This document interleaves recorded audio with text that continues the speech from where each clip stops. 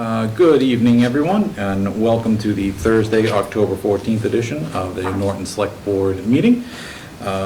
Please let the record show that 3 members of the board are present, myself here in the library, Renee Deli, and Christine DeVoe. Members Michael Toole and Meg Arts are not joining us this evening. I'd like to start with the Pledge of Allegiance.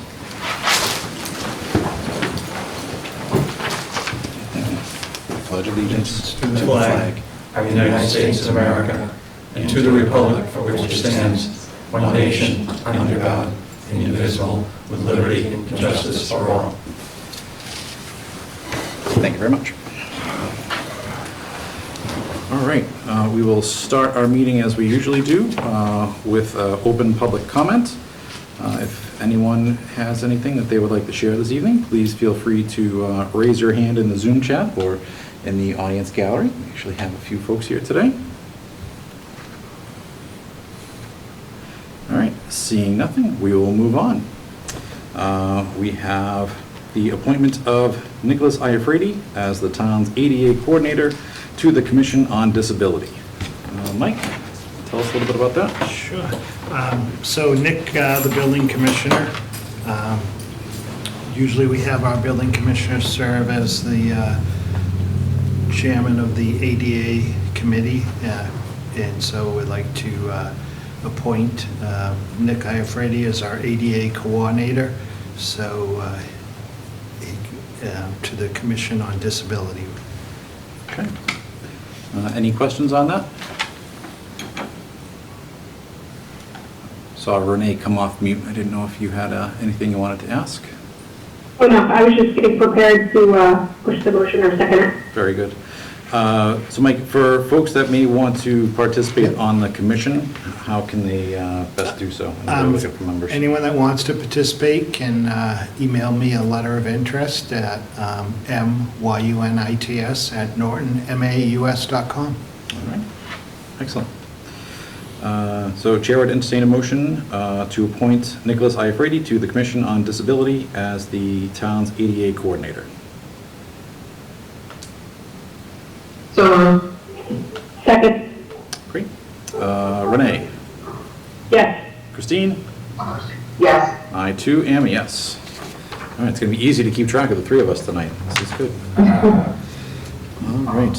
I see no other appointments or any such things. Great. We have license and permit, a vote to approve a parade motorcade permit application by Amber Sadlier for the Ragnar Rally, New England, to be held on Saturday, October 23rd, 2021, 9 p.m. to 5 a.m. Amber's on. Yeah, I do see Amber on. Amber, thank you, welcome, and thank you for joining us this evening. You want to tell us a little bit about your event? I'm happy to talk about the event. The Ragnar Relay is a 200-mile running relay. We have teams that anywhere from 6 to 12. Really quick, can you hear me okay? Absolutely. Loud and clear. Okay. So teams from 6 to 12 if they're smart, so if they want to run a lot of miles. They start in Groton, Connecticut on Friday morning. I start them in waves between 5, I want to say the information I sent you said between 5 and 1 p.m., but it's actually between 5 and 11 a.m. They start in waves of anywhere from 6 to 13 runners at a time. There are 150 teams, so we'll have 150 runners, but they are spread out anywhere from 20 to 50 miles, depending on where they are in the race. And so they trickle through. Most communities, it just looks like everyday pedestrian traffic. The one thing you will notice is each team has 2 support vehicles. For every active runner, there's only one vehicle. And they just kind of float along. They go from exchange point to exchange point, picking up their incoming runner, dropping off their outgoing runner, then they move along the course. So you'll see these vans all decked out. They get really excited and they decorate. They have a lot of fun, but there's only one active runner per team at any given time. They're single file. It's rare that you'll see more than 2 or 3 in one stretch, and then it'll go, half mile, a mile, before you'll see another couple of runners. All 150 are not in your community at the same time. They're spread, again, between 20 and 50 miles. So I want to say the max that we typically see on any leg or section is about 30 spread throughout 5 to 10 miles, depending on that leg. For Norton, we do have what we call a major exchange, and how the relay works is each team has 2 vehicles with 3 to 6 people each. So that first vehicle will take care of those first 6 legs of the course.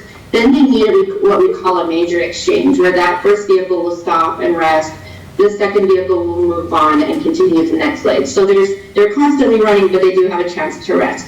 We are benefiting the high school with, we have volunteers from the Boosters Club, or sometimes it's football teams. They come in and they staff that exchange. They offer showers and sleeping. They do a fundraiser that way. The participants pay for that. And then we also offer a monetary donation to them for just showing people where to park, marking teams off as they come in. They'll trickle in and out.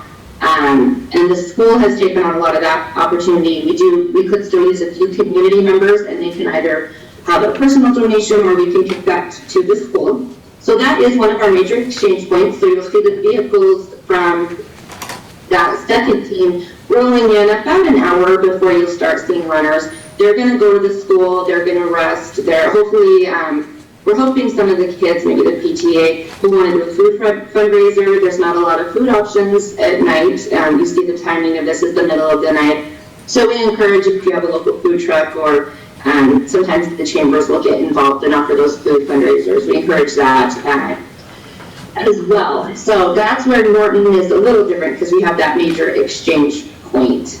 I think that covers it, but what I know is not necessarily what you guys know, and sometimes I miss things. So shoot me with questions.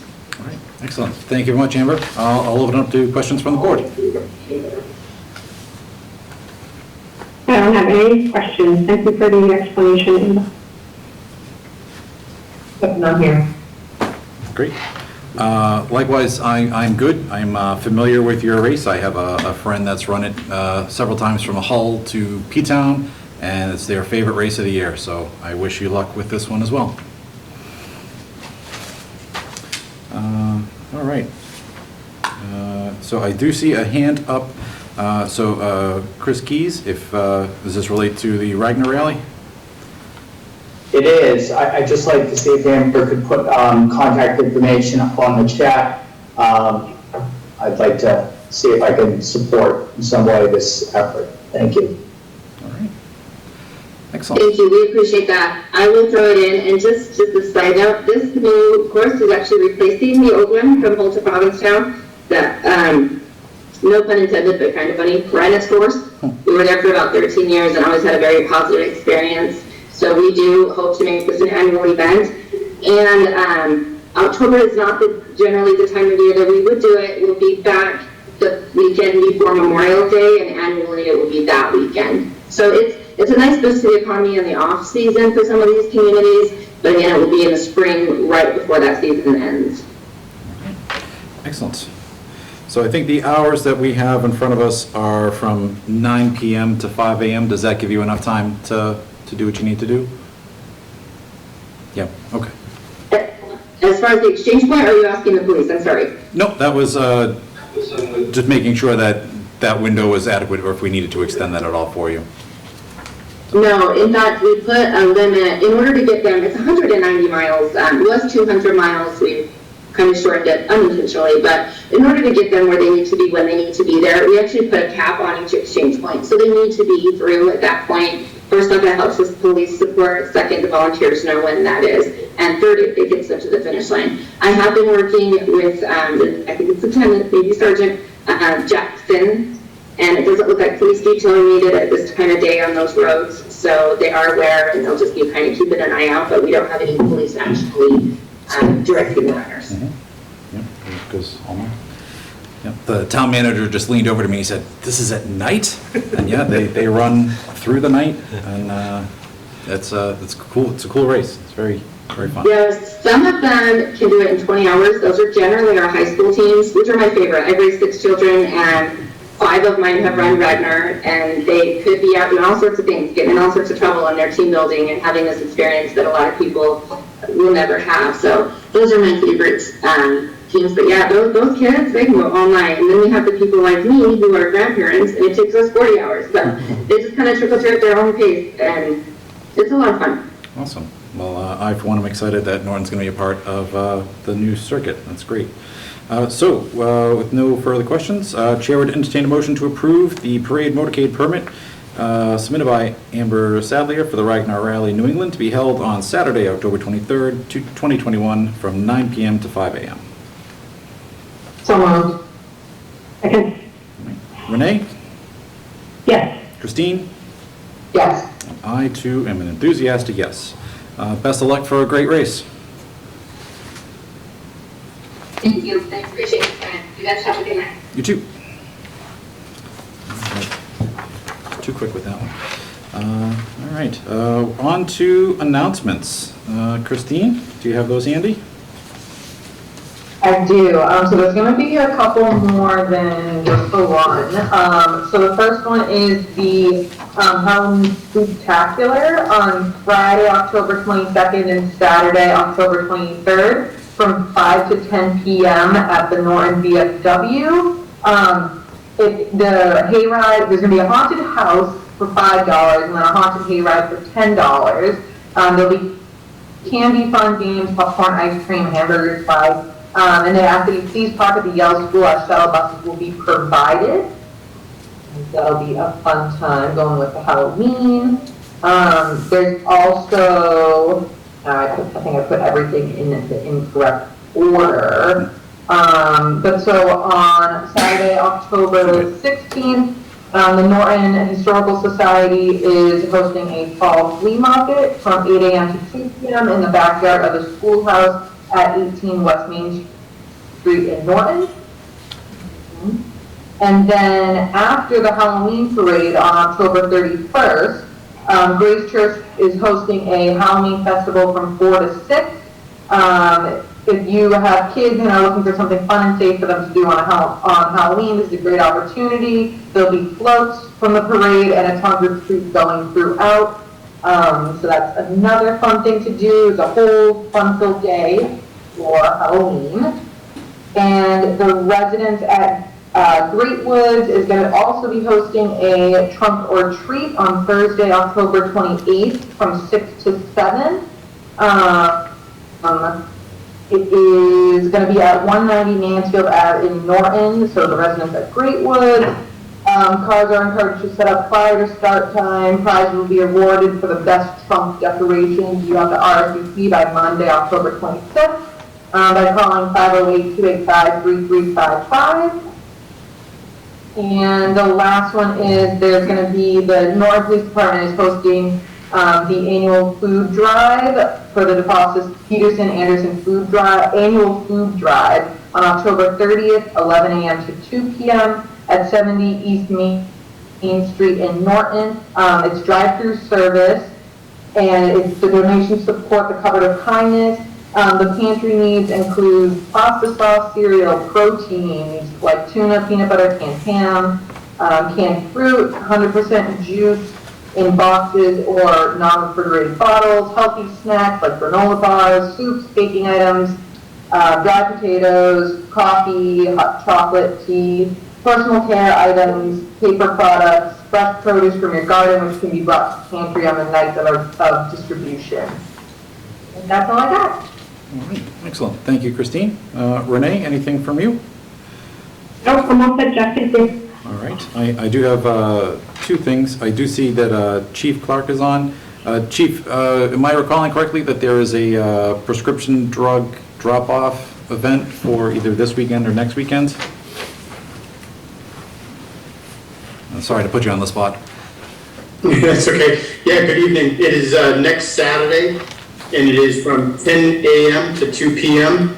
And they can just come right down the Norton Police Department lobby and just drop off used, unused, or expired prescription medication. One of the questions that we usually get is, they drop off like EpiPens, and no, we don't take EpiPens in this drug take back. All right, excellent. Thank you, Chief. Thank you. All right. And on a bit of a sad note, Mike informed me this evening that a longtime member of the COA board, Natalie Lima, has passed away. So we'd just like to offer our condolences to her family. and recognize her dedication to the town to spend a decade working with our COA. Right. Thank you, Mike, for letting us know. All right. That brings us to new business. We have an update from Wheaton College with President Dennis Hunno, all right, who happens to be joining us tonight in the library. Thank you. Let me give you a printed document. Probably the rest of you. Do you want to be cameraman? I know, that's what I was thinking. So, just here for three quick things, I guess. First of all, I'd like to acknowledge and thank the town for the partnership over the last year and a half. Typically, I would come to these meetings every year, provide an update and talk about the things that are happening on the college campus, but also that are happening between Wheaton and Norton. But as we all know, it's been an interesting year and a half, and we couldn't have survived. Wheaton could not have survived without the town, quite honestly. The partnership between the staff that we brought on campus to help with the pandemic was worked hand in hand with the public health officials here in town. And it was really amazing to see in these challenging times how people came together to really help each other and to persevere through this. You know, I would add, before I say anything about where we are today, that you never want to jinx it, but we as a college have made our way through the pandemic quite successfully. We had one of the lowest rates of infection of any college in the country, literally, last year because of all the precautions we had in place. And this year, we're doing testing every week, and 99+% of our community is vaccinated. Everybody's still wearing masks on a regular basis. We have only had 20 breakthrough cases this year and are, again, doing very well in terms of mitigating all of the challenges that are created by this environment. We had last year, because of all the restrictions on social distancing and things, our campus population was only about 2/3 of what it normally would be. We had about 1,000 to 1,100 students on campus. We're back to full capacity this year. We have about 1,600 living on campus. We have about 1,700 students in total, some still commuting from various places in the area. So thank you to the town and so many others that have helped us to get through this and, you know, supporting each other. Second thing I would hear is that, and I just shared a printed copy of, on an annual basis, we try to chronicle some of the things that we do with the community. And in particular, as you turn about 3 or 4 pages in, one of the things that I'd really like to highlight is that we try to be good citizens in terms of what we give back to the community. I think one of the things that most people don't realize, and it's on page 3, I guess it is there, that Wheaton contributes more than $800,000 in terms of property taxes and other fees to the town. We are the second largest taxpayer, I think, even though we're a tax-exempt organization, because we voluntarily pay tax on many of the houses that faculty and staff live in. We employ more than 500 people, and more than half of them live within a half hour of campus, obviously many of them right here in Norton. And probably most importantly is that between the students and our own activities, we spend more than $2 million a year in purchases of goods and services from Bristol County businesses. What this report is designed to do this year, because we really haven't been able to do much together over the last 18 to 19 months, is to remind people of the things that we do have that members of the community that we invite, we actually implore members of the community to take advantage of. So it highlights some of the local partners where we have students doing work with and other kinds of activities where we're deeply involved with. It highlights our facilities that are open to the community, that we have rooms and other spaces that are available for rent for your events or other kinds of things. It highlights our innovation labs, where we have some of the most high-tech equipment where you can actually fabricate products and build all kinds of interesting electronics and technology. We have students who are willing to work with you to do that. We also highlight the fact that we have students who go off and do consulting projects for area businesses, and there's a whole list of them there on page 9. And our students love to get engaged and offer advice and support to the various business organizations. A page there on our internship programs and some of the interns that we've placed right here again in town and nearby. Every student at Wheaton has to do an internship, and we actually support them financially in doing those internships. So if you're looking for a student to work with you in any of the roles that you see here in town, we're certainly willing to do that. And then it closes by talking about the play or the fun stuff and the cultural events that we do. It has been a little lean over the last couple of years since we haven't had many speakers, although we've had virtual events that have been extremely well attended, and they are open to the community as well. But our art galleries, our performing arts theater that we have, many people probably will remember the fun Symphony Under the Stars, where there's a great picture of that in the President's House backyard. So, you know, this document, and I've left copies for Mike, and I'll leave some here in the library, is really just to remind people of the many opportunities they have to connect with us. It also serves as a reminder that it's kind of interesting and amazing to think about. Right here in Norton, we have one of the top 50 liberal arts institutions in America.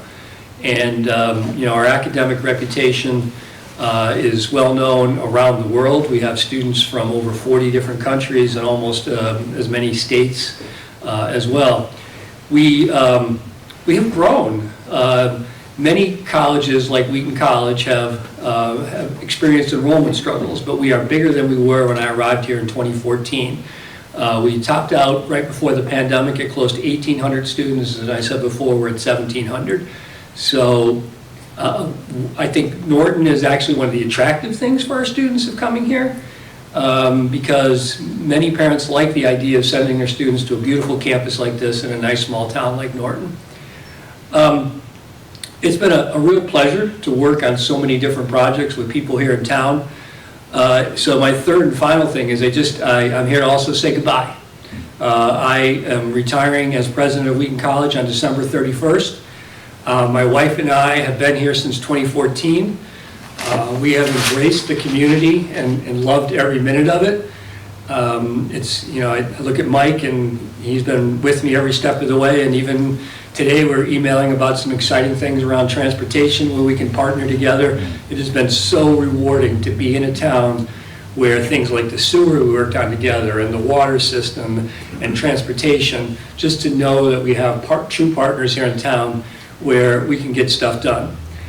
I would say perhaps my biggest regret, by the way, and I see Chief Clark is still on there, is that the trophy for the softball tournament that was taking place before the pandemic between our faculty and staff and the Norton PD and Fire Department, unfortunately the traveling trophy rests in his office, I believe. And I may have to come back as a president emeritus and take that damn thing back.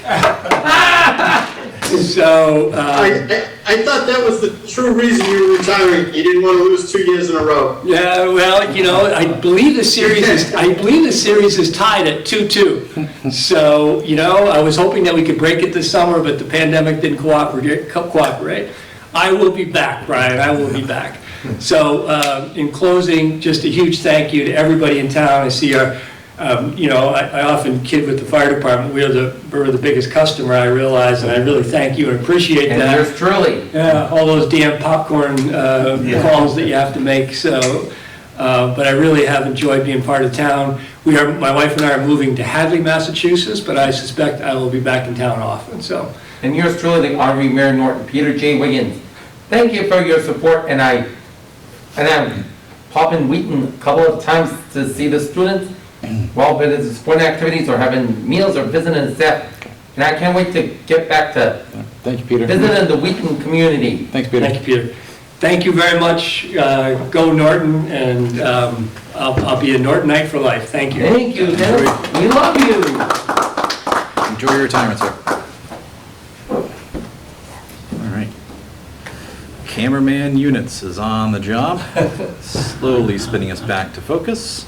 I hope you don't break that, because Shane's going to be mad at you. All right. Excellent. Well, we do have a public hearing this evening. I believe we're supposed to start at 7:15. I do apologize. A public hearing on the application of Cumberland Farms for a license of underground storage of fuel as required by Mass Fire Code 527 CMR 1.00 as amended for fuel storage greater than 10,000 gallons at the property located at 60 West Main Street. Do we have someone here to speak to this? No, but if you could get a motion to open the hearing and then a motion to continue the hearing till 8 o'clock. Okay. All right. Chair would entertain a motion to open the public hearing. So moved. Second. All right. Renee? Yes. Christine? Sorry, it's reading. Yep. All right. And Chair would also entertain a motion to continue the public hearing until 8 p.m. this evening. So moved. Second for discussion. All right. For discussion, Mike? Or Renee? I'm just wondering, why are we moving it to 8 o'clock? The attorney can't be on until 8 o'clock tonight, so he's asked that it be continued till 8. Okay, thank you. All right. So we have a motion and a second. Renee? Yes. Christine? Yes. I too am yes. So we will pick this back up at 8 o'clock. Do you recall the attorney's name, if in case I see them pop up earlier?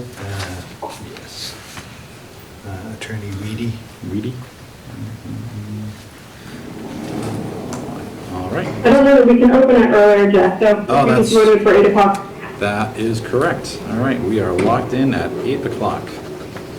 Very good. Moving on. An update on the Community Electricity Aggregation Program. This has Mike written all over it. Actually, I'm going to go to my camera station Oh, and Mr. O'Rourke. Shane's back, so Shane, I won't go to my camera station. Mike was playing with your camera. I tried to stop him. It's no use. John O'Rourke is here tonight. I know he left some information for you.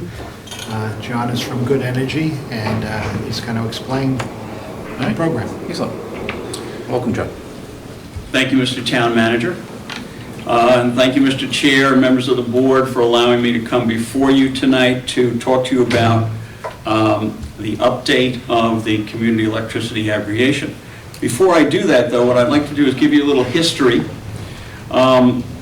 This aggregation was started by a gentleman by the name of Ross Perry, who at the time was the Director of Municipal Services for the Southeast Regional Planning and Economic Development District, known as SERPED. And essentially, we're just 8 years short of when that planning started. He organized the towns through 2014 into 2015, and essentially, of the 20 towns that were available to enter the aggregation, 18 of them did at that point in time. And he did a selection committee. That committee had a competitive bid, and the committee unanimously selected Good Energy as the consultant for this. And we've been very thankful for that, because this has been an outstanding effort over that time. We went through 2015 with approvals through the Department of Public Utilities, and the program launched in January of 2016. So we're now into our third, our second renewal, our third contract. So I'll go over these slides very briefly. I just wanted to give you an idea of Norton's involvement in this. As of January 2016, the enrollments for the town of Norton were 5,505. That was the initial launch. In August of 2021, which is the last month that we have data for, the enrollments were 5,665.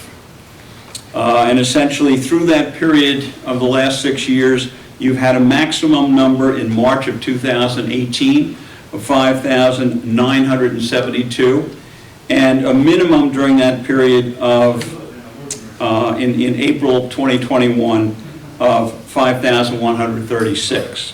But essentially this has remained very stable over that 6-year period. The graph that I have on that slide is a little difficult to read, but you'll notice there's a couple of blips up in that, in the graph. What normally happens during these aggregations is that we get new accounts from National Grid, and during that period we invite people to join the program, and that's where those blip ups come from. In that next slide you have cumulative savings, and whenever we mention savings or benefits or value or anything like that, the Department of Public Utilities wants us to make a disclaimer that future savings cannot be guaranteed because we don't know what those National Grid rates are going to be in the future. So you'll see on every page that we have that disclaimer, and every time I say something like that, I have to say that disclaimer so that everybody understands that. You'll see cumulative savings for Norton at just a little under $3 million, which is very good.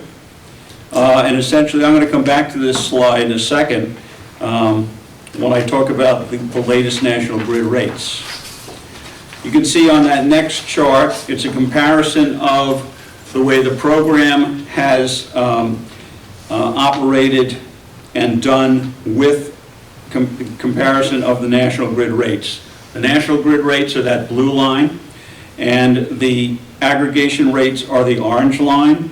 And you can see that in all but 3 adjustments, the National Grid rates have been higher than the aggregation rates. So we've been very successful here. You can see on the extreme right of the chart, just over that blue line, you'll see 0.14821. That is the latest adjustment for National Grid. We were expecting a high rate for that adjustment, but we didn't think it would be 14.821. And you can see how well that compares to the 0.1047 rate of the aggregation for that next 6-month period. So you have essentially a 4.5 cent difference. On that next slide, there's just a rate comparison of the proposed National Grid rate of 14.821 with the products for the aggregation. And essentially, when the aggregation started, there was only one option, and that had no additional green energy in that option. The standard option is that 10.47, which again has just the amount of green energy required by the state, which during this year is 18%. So no matter where you get your electricity from, it will have 18% from local renewable energy. You can see that in this last round that started at the beginning of this year, there were 2 options added for people who wanted more renewable energy in the mix, that green 50% and the green 100%. On that last slide, you can see that the program has remained in a very tight range over this period, and essentially that basically proves the acceptance by the residents and businesses here in Norton, and certainly throughout the whole aggregation. The Commuter Savings, again, we expect that to show a favorable trend. If we look at that Cumulative Savings graph again, you're going to see a big blip up during this next 6-month period because of that extreme rate from National Grid. And again, I have to say, there's no guarantee of future savings. And essentially, the SERP aggregation on a whole has been extremely successful. It started out with 18 communities. It now has 25 in that particular aggregation that we have. It is the largest aggregation of its kind in Massachusetts, and in fact, the largest aggregation of its kind in the country. So we're very proud of that, and we're very happy with the results we've gotten for the communities that are involved. With that, I'll open it up to any questions. Thank you very much for the presentation. Members of the board, any questions, comments? No, Jack, I don't have any questions. Thank you. Thanks for the presentation. All right. Yeah, this was very enlightening. I've heard a lot about the aggregate electricity program over the years, but this is, I think, the first real good look that I've gotten. It seems like a very worthwhile thing for many folks to look into. Mm-hmm. If people were interested in joining, how do they go about doing so? You can see the website address there at the bottom. Mm-hmm. There's an enrollment form on the site, and what you're going to see as soon as this rate kicks in, Michael's going to get a lot of calls. Michael knows to refer those calls to me, and I'll take care of them. But your residents, again, can go to that site to enroll. There's an enrollment form, and it's as simple as getting online and doing that. Okay. And is there a letter going out tomorrow to residents? There is a letter going out to inform residents of the rate difference. Yes. Is that coming from National Grid with the new proposed rate, or is it coming from your organization? It's coming from us. Okay. Yeah. And in that letter, we'll have opt-out option with it. Yes. So people have to be aware that they can opt out, but if they don't opt out, they're automatically in. Mm-hmm. Yeah. And once you're in, you can opt out at any time. You can opt out at any time, you can come in at any time. There's no penalty or termination fee to do that. Interesting. Okay.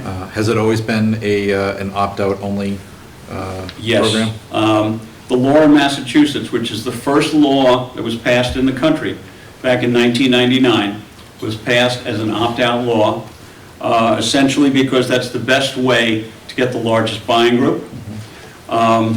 Recently, both Rhode Island and New Hampshire, who had aggregation laws for about 10 years, which were opt-in laws, proved not to be useful because suppliers are not going to bid on an opt-in because they don't know what they're bidding on. Okay. So they recently changed their law to an opt-out law, and now suppliers are interested in both Rhode Island and New Hampshire for those communities who want to be involved in aggregation. Okay. So I guess for me, mechanically, a question is, would all National Grid customers in Norton automatically be switched over to the aggregate program as of, was it November 1st? No, essentially, anyone right now who is either with a third party, we can't market to those people because they've already chosen the third supplier. Anyone still on the basic service of National Grid, that letter will go to, okay? And they can choose to either come into the program or stay out. And as I say, as soon as that first bill hits, after that rate increase, there'll be a lot more people coming into the program. Okay, excellent. Thank you for clarifying. Okay. I was concerned that it would apply to folks who had chosen a third-party supplier, so No, not at all. Okay, so the choices are National Grid or the aggregate. That's Okay. correct. Excellent. Okay. Thank you very much. Okay. Mike, any other questions? No? No, I just wanted to say that we will be posting updated information on the town website. So alerting people if they have any questions, they can contact us. And also Jennifer and myself and people that normally would deal with calls coming in will have a list of procedures to follow. Okay, great. Is it possible to get this presentation on the site? I think this would be I will email Michael a digital copy. Excellent. And perhaps share directly with the COA, I think the folks that are most likely to be hit with. Okay. Great, excellent. Okay. Thank you very much. Sir. Have a good night. Michael, I'm going to leave some extra copies here for you. Oh, great, thank you. Have a good one. Good seeing you all. As well, thank you very much. Okay, next we get to bring our friend Lucia Longhurst, Town Clerk, up to review and/or vote to the census map. She brought props. Yay, Michael's gonna play the end. Want me to move it in front? Where's the best spot for this, Shane? That's what I was just. Probably directly in front In of, front, okay. I would say here. Yeah. Watch out, Peter, don't get you. Going up. Peter, I'm not a good driver.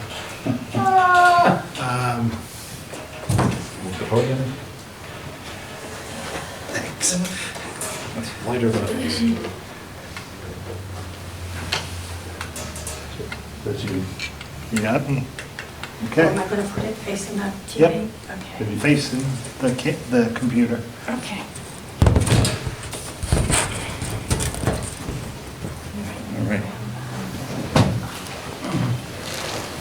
I don't want to be there. Just tell me, point to the precinct 3. All right, Lucia. Okay, we ready? I can't see you, but I'm. No, that's okay. We'll be good. All right, can you see the map? Yes. You can, okay. This is the federal census. It's done every 10 years, and we have had a shift in our precinct for 2020. We have 124 residents going from precinct 3 to precinct 4. We're not allowed any more than 4,000 in each precinct, so they got pretty cramped. So the state has done a minor shift.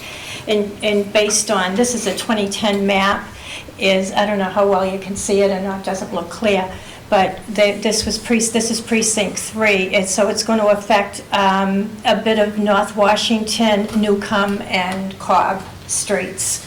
And again, 124 residents. Okay. All right, I don't know if you have any questions or not. I've got the 2020 map, but just so you'll know, we're required by law, these people will be notified. Once the select board approves this, then I have to get it off to the state. It's due into the state by the end of October. Okay. All right, All right. Excellent. so. Did you want me to want to take hold up the new map? the new one? Hold up the new one. It's not going to, yeah, okay. All right.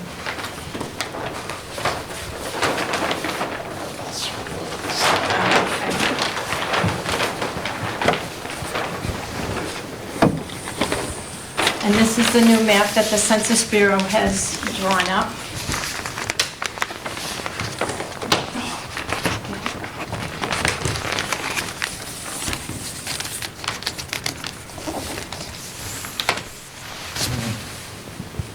So the lines are drawn. What does this say, Mike? It's, they drew the lines. Let's see this. They've kind of gone, it went from 3 to 4. They've kind of drew the lines from 4. Denise drew the lines. That's not right, is it? So, if you want to. Gotta look at, yeah, compare, because they're, so that went 3 to 4. So this The map is area- different, Right? yeah.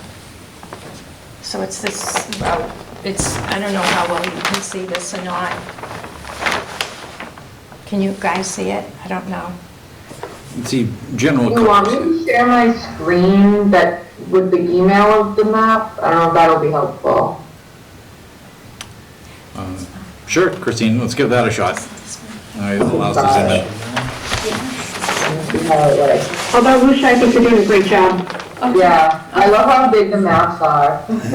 Wow, look at that. This is a draft, but he's kind of, is this here, right here? Yeah. Okay, All right, so Christine has it up on the screen here. Oh, okay, this is the area right here that has taken the change from 3 to 4.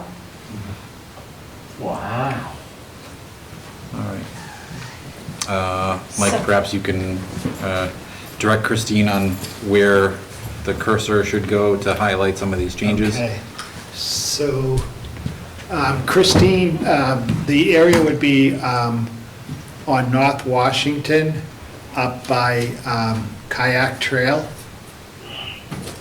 Hey, Mike, you can take it over if you want. I can tell you how to do that, so you can move the mouse. Okay, sure. So right on it.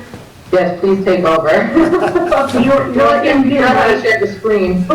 Yeah, so if you go under where it says you're viewing Christine's screen, just hit the drop down view options and then click annotate. Oops. And then you can select the mouse or Okay. draw or whatever you want. Try the annotate too, that might work. Where is that? That's in the same thing. I want to see if I can blow it up a little. I think Christine will have to zoom in. Okay. You So can right on top of it. if you zoom in, okay, and slide it, we're good right there. Yeah. So, could you just zoom in a little bit more, Christine? Of course. Yeah. Assuming we're looking at the shark tooth looking. There we go. That's as close as I can zoom in. It gave me a gray button now. Okay. So, I believe the area we're talking about in Lucia, if you could just turn the old map this way. Yeah, I'll hold it, turn it towards you.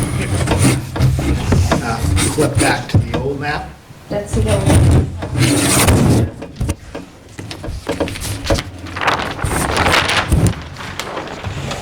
Wow!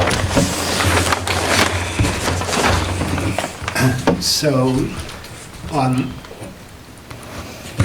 See it okay? I can see it. So, I believe on that map that you have, Jack, does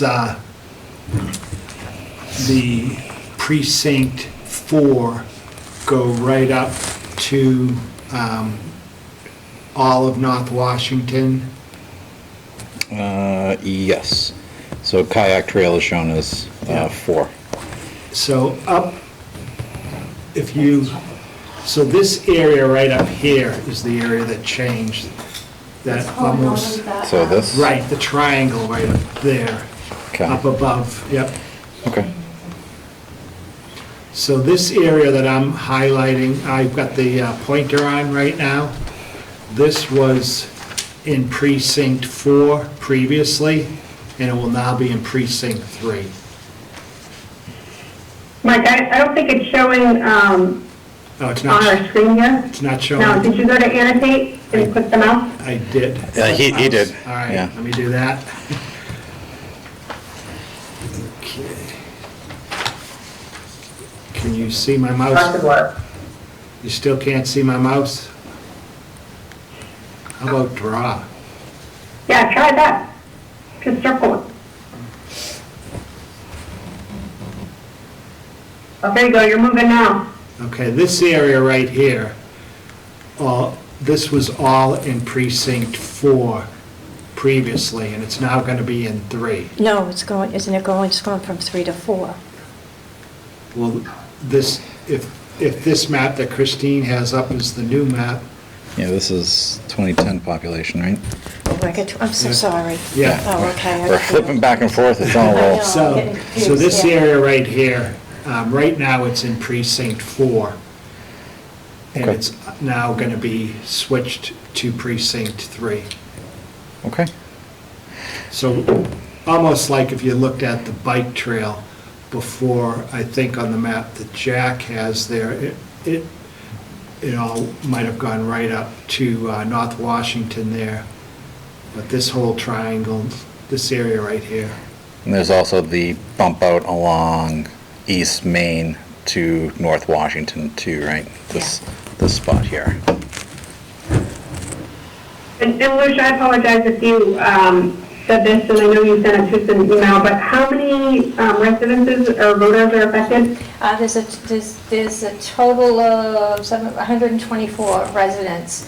Okay. We've got some condos that it affects, the residents it affects, but the same address, like 129 North Washington, 131, 132. There's more than, it's not just a single family. We got 138, 143, 145, 147, North Washington. There's not all that many single homes. There's a lot of apartments or duplexes. And the primary impact of this change, other than which precinct they come to vote in during the elections, is the state rep, correct? That's a mass legislature going on now, and I spoke to Jay Barrows, and he doesn't see any change on districts for us at all. And looking at the state maps, it doesn't show us what they have so far. So this is only changing the precinct people report to vote? Yes. Okay. Yes. All right. Yes. Super. Okay. All right. Luca, the only other question I had, I don't know if That's fine. you said that max is out at 4,000 people in each precinct. Is that based on the total population? Or what number max is that? Those numbers are taken from the federal census. The federal census goes out every 10 years. And that's from that goes throughout the whole country, and that's how they judge districts and precincts. That is, I lost my train of thought here. That doesn't, what was your question again? I'm sorry. That's okay. You know, I just wonder where that number 4,000. That comes from the people who return the federal census. Okay. So it's kind of based off of total population for the town, and then they say you can't have more than 4,000 in precinct because we have like 19,000 people. Yes. So they originally had put us into a 6th precinct because they estimated us as 1,000 more from 2010. And so they predicted a 6th precinct, but it came out that there were only 164 more residents in the 2020 than compared to the 2010. Got it. I got it. Thank you. Okay. And there's one other area, if you can see where I'm moving this right now, down at the bottom of the precinct, right here. At 143 South Washington or North Washington, Mike? Right. So you can see what they show as railroad tracks. This area on this side of the railroad tracks, that was all in precinct 4 previously, and now it's going to be in 3.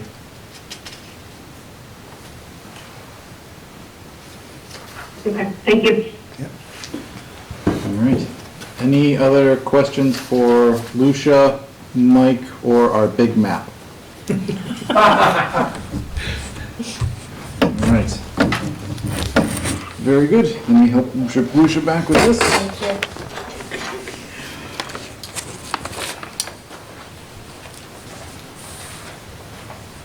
Now you guys. Good teamwork, Christine. Yeah, thanks, Good work, everybody. You people, select board members have to vote. Appreciate it tonight if you can, unless you want to think about it, but we have to move fast as to whether you accept the changes or not. And I have to report it to the state, and then the state will give the final approval. Okay, so Jack, I'll motion that we vote to approve the census map as presented to us with the changes from precinct 4 to precinct 3. Seconded. All right, motion and a second. Renee? Yes. Christine? Yeah. I too am a yes. All right, thank you, Lucia. Thank you, Michael. Did you want to mention about Oh, the sorry, from the yes. schools? Also, as we discussed before the last meeting, as far as the town election, for April, I've spoken with the school, and April 30th seems to be very good for them. They have nothing scheduled in any sports. It's far enough in advance that any soccer games or anything, they will not schedule on that day. So if we could set it for April 30th. So I don't see it on our agenda for this evening, so. Shall I come back? Yeah. Yeah, okay. Whether or not you come back, I think it's setting a date, and I think we can do that, but we'll let you know. Okay, awesome. So our next Thank you, meeting, let's make everybody. sure that we do that. All right, thank you, Lucia. Thank you. All right, next up is a discussion on 237 Mansfield Ave, tenant rental. Just to give you an update, I did hear back from Fish and Game, and they've awarded the contract to Collins Engineering to do, so they're going to do the survey work out there this fall and then get into their design.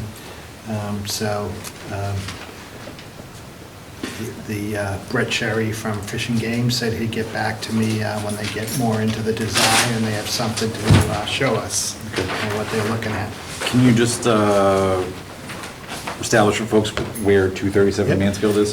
237 Mansfield Ave is almost directly across from Cumberland Farms on Mansfield Ave. And it's an area, some of you may know, Norton Kayak operates out of there. And that's an area that Fish and Game is looking to put in a parking area for car top access, which would be canoes and kayaks into the reservoir. Okay. And Mike, did they indicate like how long the project would be from this initial design period to completion? He didn't, but I'll reach out to him and tell him just a ballpark, if he can give us some sort of ballpark. I know he hasn't seen that, they haven't designed it yet, so I'll tell him, so I don't keep bugging you, just give me some ballpark on the time frame. What, is it gonna be next summer or not? You know, that's really what we wanna know. Okay. I'll get, Right, go ahead, I'm sorry. no, I was just gonna say I'll get back to him and ask him that. Okay, that'd be great, because I'm just wondering about the ask that Michael had before about if it's beneficial to send a letter to the tenant, but I mean, if we don't know what that end date looks like, or I guess the question would be too is there any impact while they're building it that we would have to do a letter earlier? I think that's probably just what we want to make sure we're in front of. Right, because both tenants, Norton Kayak and the other tenant, you know, we want to be able to give them heads up. So I know the owner of Norton Kayak is interested in looking to renew for 2022. So to Renee's point, the sooner we can establish if that's going to be a feasibility, or hopefully we can find a workaround to keep them going as well. Okay. All right. Great. Excellent. Mike, if I remember, it's supposed to be right kind of where the house is, right? Yeah. Where the Parks and Rec is? Yeah, that's what I'm waiting to see. They're not going into the woods anymore, so it would just be the open area and whether they're taking the house down. Okay. Yeah. And I guess to Jack's point, we don't expect any issue with the commercial property and stuff, because it should occur on the town property? Right, it'll all be on the town property, yep. Okay. But technically, Great, thank it's you. all town property, and Norton Kayak leases it. Correct. Yep. I think. Sorry, I meant the other half of the town property, it's not commercial. Yes. No, that's conservation. Okay. Very good. So I think that to perhaps restate Renee's question, no impact to the business that's there. Okay. Great. All right. Seeing no other conversation on that, and that the time is 2 o'clock, not 2 o'clock, 8 o'clock. 8 o'clock, not 2 o'clock. Wow, it's been a long week, gang. We do have Attorney Reedy on, so Chair would entertain a motion to reopen the continued public hearing on the Cumberland Farms license for underground storage of fuel. So moved. Second. All right, motion from Renee, second from Christine. Renee? Yes. Christine? Yes. I too am a yes. Our public session is now reopened. All right. Perfect. Thank you so much for the accommodation. For the record, Tom Reedy, attorney with Bacon Wilson out of Amherst, here on behalf of Cumberland Farms in its application for storage of flammables and combustibles at 60 West Main Street in Norton. With me this evening, John Marchand from Farland Corp., who's our site engineer. You're probably all familiar with the saga of this site. Thankfully, this is our last approval that we need. So we had submitted, obviously, it's going to be a Cumberland Farms retail convenience store and gasoline filling station at that 60 West Main Street property. We've received all the other approvals that we need from the town, say this underground storage tank life. We've submitted to the fire chief our plans and the application, what we're looking for, and I don't know if you've got the plans in front of you, otherwise I'll have to. Can you talk about some of the controls that are in place and what the greatest risks are of the underground tanks? John, why don't I put this over to you so you can talk about the tanks?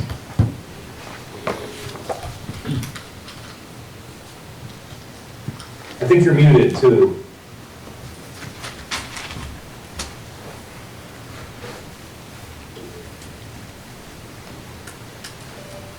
Still can't hear you, John.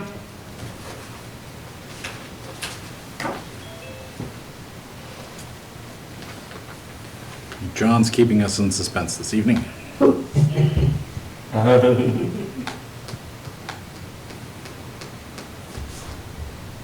then maybe, John, will you figure that out? Let me see if I can move through this a little bit. And I don't have all of the materials that were submitted. So as part of the planning process, because this is in a water resource protection district, and originally was not allowed based on the way your zoning bylaws read, we had gone through town meeting, had made a presentation to the planning board with our pump and tank experts. We actually had 2 different pump and tank experts just to talk to them about the safeguards that are in place, the double wall fiberglass. So these are really state-of-the-art tanks. So that just means there's 2 layers of fiberglass.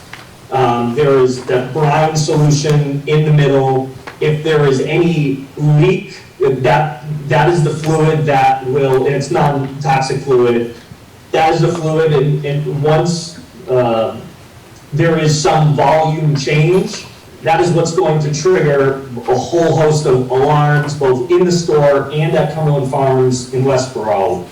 And not only are the pumps double wall fiberglass and monitored, so are all the lines that go from these tanks to the pumps.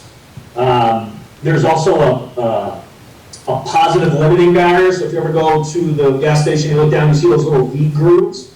Those can collect a certain amount of gasoline if there is a spill at the pump. There's also breakaway hoses, so if somebody drives off with a hose, there's a shut-off valve there. And so we've been through this process probably hundreds of times, because ultimately, if you give the approval, it goes to the State Fire Marshal's office, and then we work with them in DEP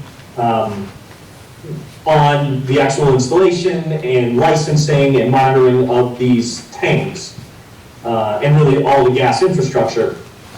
And so we've had this system vetted hundreds of times, and to my knowledge, there's never been any issues, in all the years I've been doing this, especially with Cumberland Farms, based on this new technology. A lot of the old tanks were, I think, steel tanks, and some of them are pretty old, and there would be either small holes and leaks. I'm sure the deputy fire chief can speak to that, but these are really state-of-the-art tanks. John, I don't know if you can speak or. Can you hear me now? Can you hear me now? That's great. Oh, awesome. What did I miss? Yeah, I think Tom hit all the points. Everything's double walled with the fiberglass, double wall fiberglass, tanks, supply lines, the sumps under the dispensers are all, and they all feed gravity back to the tanks where the monitoring is. Yeah, I think you hit all the major points there, Tom. So have you guys had any of these tanks fail in any of your stores up to this point? No. Any alarms or indications that something was going wrong? Not from the tanks. I think if there's an issue, it's typically like user error at when they're dispensing fuel, and that's why there's always a line of sight. And there's a camera system, but there's always a line of sight from inside the store to those folks that are fueling vehicles at the pumps. But I don't know of any infrastructure, we'll call them, or structural problems with these systems. Is there, do you have anything to add?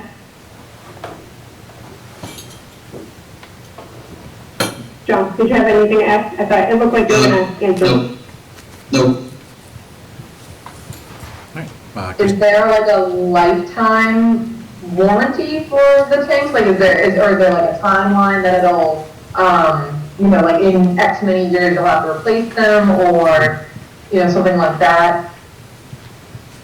John, do you know that? I don't know that off the top of my head.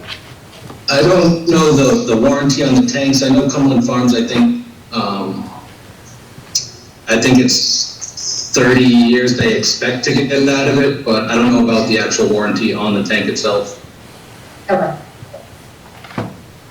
And then what kind of maintenance do you guys do on these tanks to make sure that the controls in place are actually working and that you don't have a leak? John, do you know the specific? So I know that there are state requirements for fuel station operators that have to have certain training, and you have to have a certain number of those people on site if there's gasoline being dispensed. And so I think besides whatever the normal maintenance schedule is, which there's a whole identified, and we can get you a copy if you'd be interested to see it. I know there's a whole maintenance schedule that goes along with these tanks. I think every time they're constantly monitored, right? So that interstitial brine solution has sensors all over it, and it's being monitored both in the store and at Cumberland Farms headquarters. And so if there's any small fluctuation in what that gas level is, because they can tell when the gas level's low, so they have to send the truck out there for delivery. So I guess the answer is they're consistently monitored. And John, I don't know if you know the maintenance schedule for these, but I know that they've got someone on site who is trained in that all the time. I just don't know if you know the maintenance schedule for them. I don't know the maintenance schedule off the top of my head. I know that it's, the state regulation is what they follow. And do you know how often the state is out to check the tanks? I know, it's DEP, I don't know, is it annually? I would expect it to be annually, but I couldn't. To a certain extent, once it gets past here, that's where Cumberland has their engineers and environmental team, Fire Marshal's office, DEP, all working together. But we can get you that answer, certainly.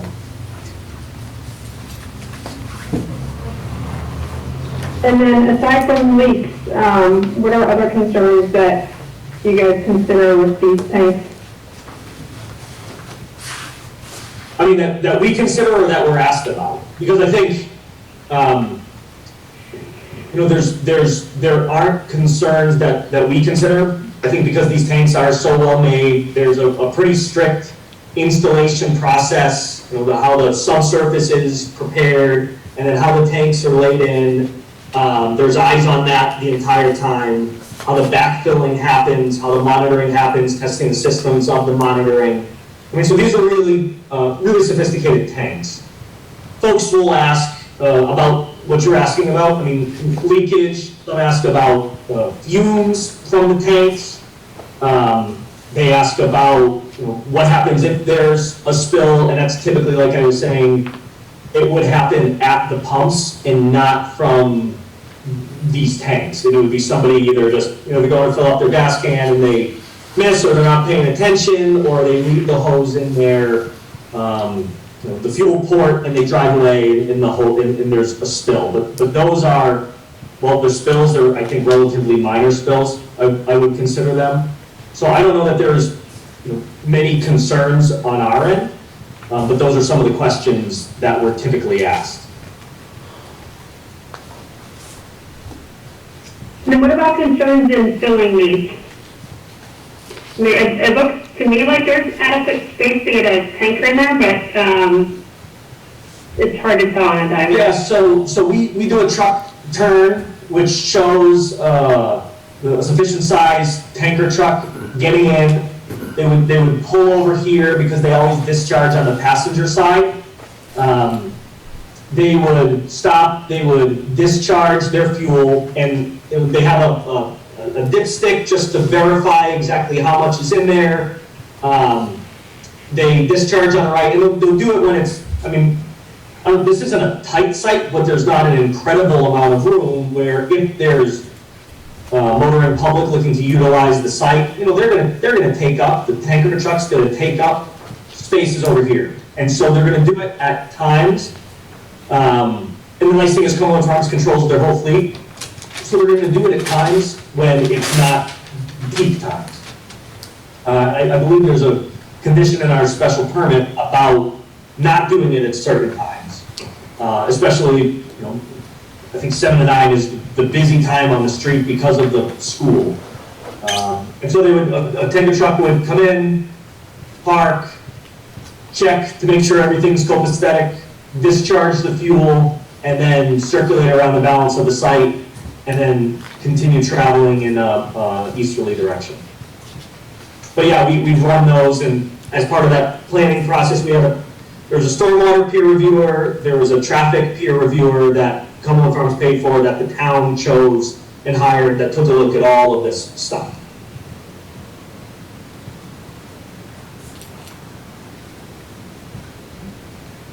Any additional questions, Renee or Christine?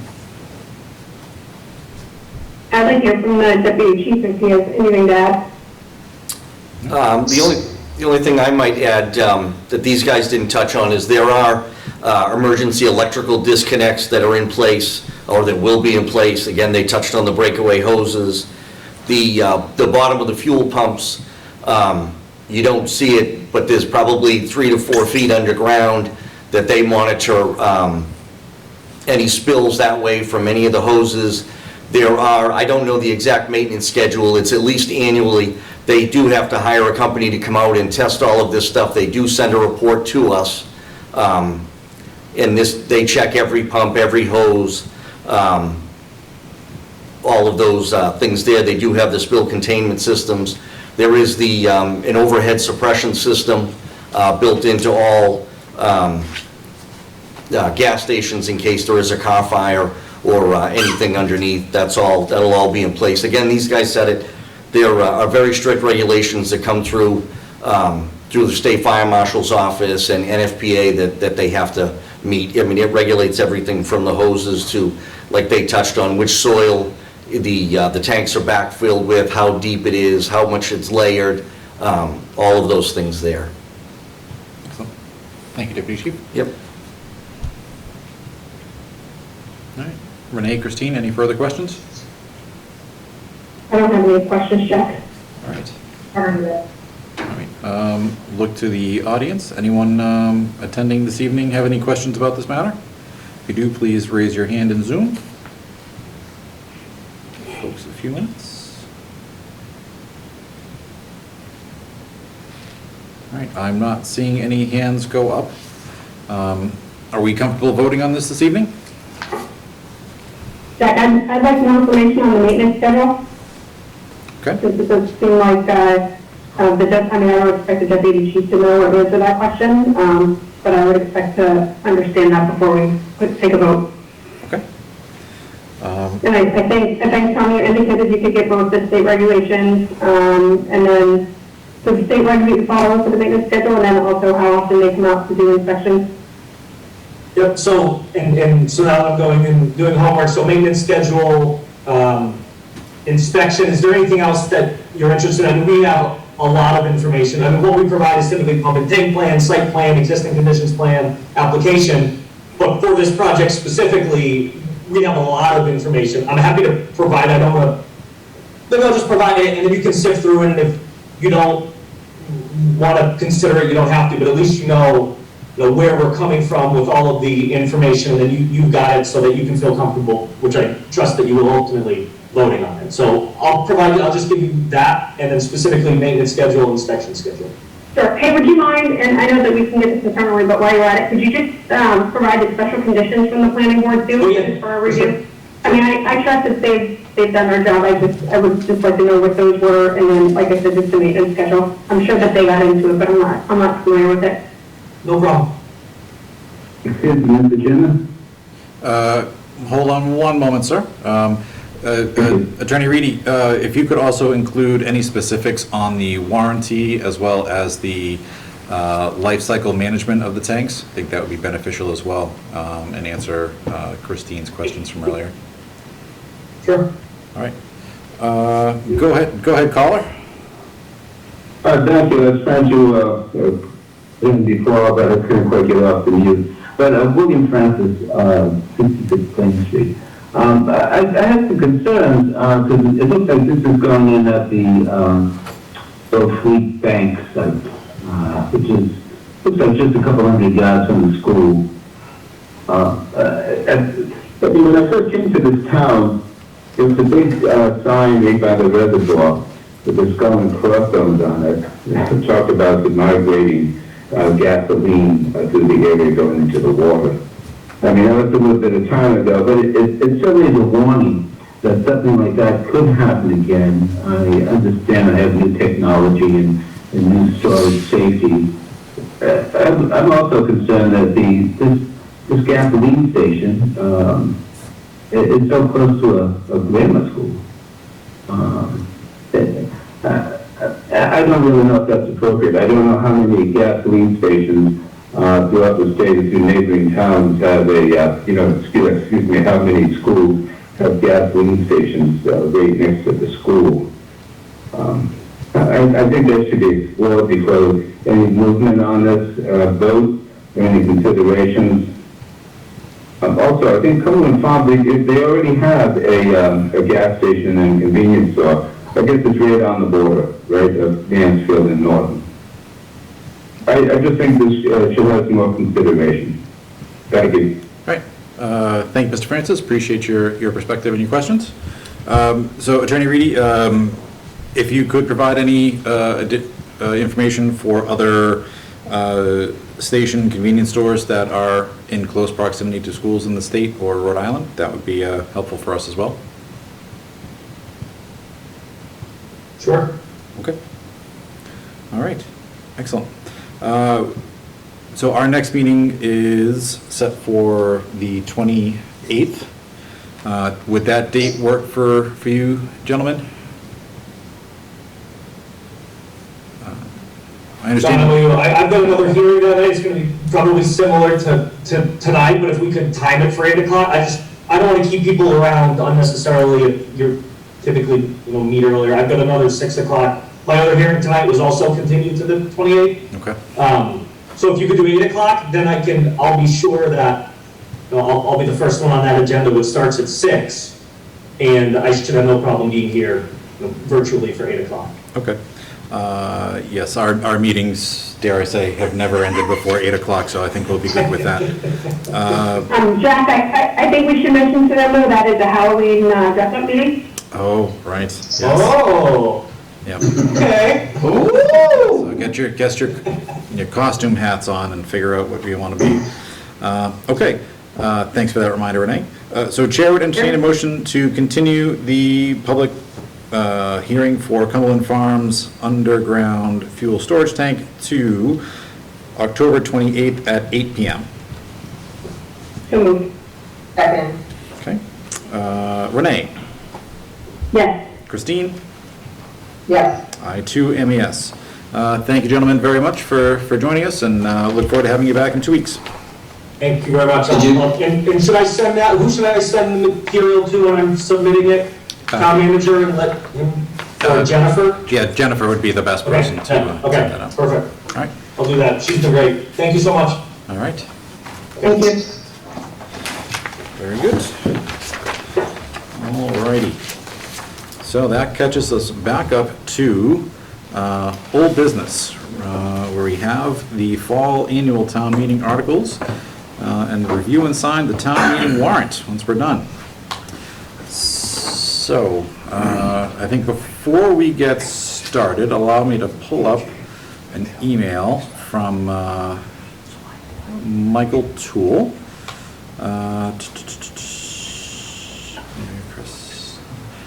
All right, this is from Michael. I want to send you an email to request the withdrawal of the 2 articles I proposed for the 2021 fall town meeting that are currently listed as Articles 15, 16, and 20 on the warrant. As you're aware, the articles proposed would create a finance appointing committee and a public works department. Both articles, I still believe, are very important to improve the town and are also commitments I proposed when I ran for the seat. By temporarily withdrawing the articles, it will give me more time to receive feedback from citizens. I will not be in attendance for our next meeting and request if you could read this email for the record.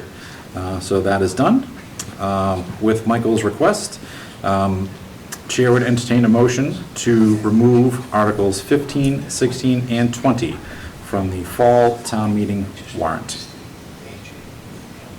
So moved. Second. All right, motion and second. Renee? Yes. Christine? Yes. I too am a yes. All right. With that bit of housekeeping done, Mike, I'll turn it over to you. Okay. Let me share my screen, and I'll just give you an update. First of all,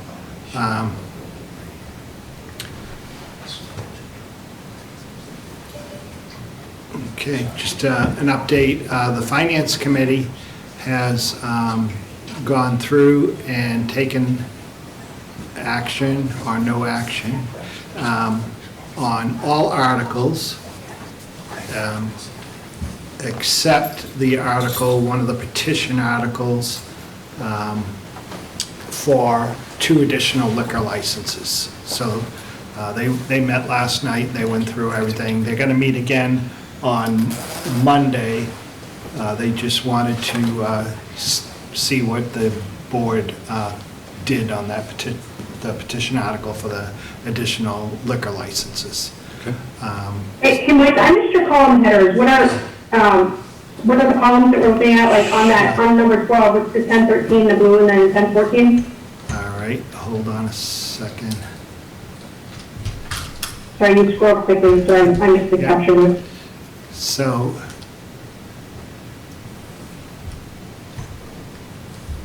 And you know what, Jack, I think the articles on Mike's list are different than what we just voted on. Uh-oh. so let's see. You were just voting, hopefully. Oh, no. All right. Yeah, we just voted 15, 16, and 20, I believe. Yes, Jen, we if you can confirm.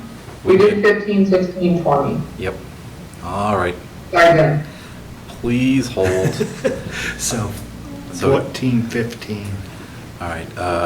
Chair would entertain a motion to amend the previous vote and instead remove Articles 14, 15, and 19 from the fall town meeting warrant and reinstate Article 16 and 20. No 20. No, there is no 20. No.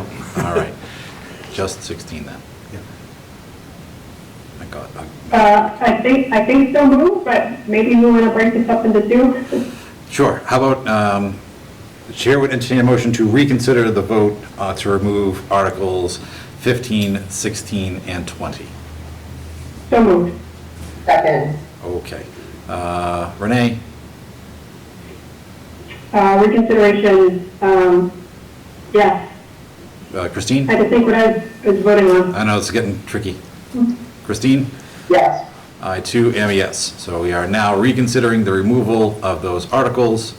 So for discussion, Michael's numbers were off by 1, so I think we want to leave these ones back on. So we will revote on this to remove Articles 15 and 16 and 20. A yes vote removes them, a no vote leaves them as they are. No. No. I too am a no. So have we unmade that mess? That was a no with a question mark on 15. I was following up until that last part. Okay, so now you're going to vote to Yes. remove articles. All right, here we go. Chair would now entertain a motion to remove Articles 14, 15, and 19 from the fall town meeting warrant at the request of Michael Toole. So moved. Second. Great. Renee? Yes. Christine? Confident, yes. And I am a yes as well. All right. Took us a while, but we got there in the end. Thanks, gang. Yeah, Hey, Mike, can you just, I have the initial list too. What, is it because what is that number 12 that said was for? Like, how did we end up off a number? Because the water and sewer department pulled off their Article 12. Okay, can you hold your screen for just 1 second? Yep.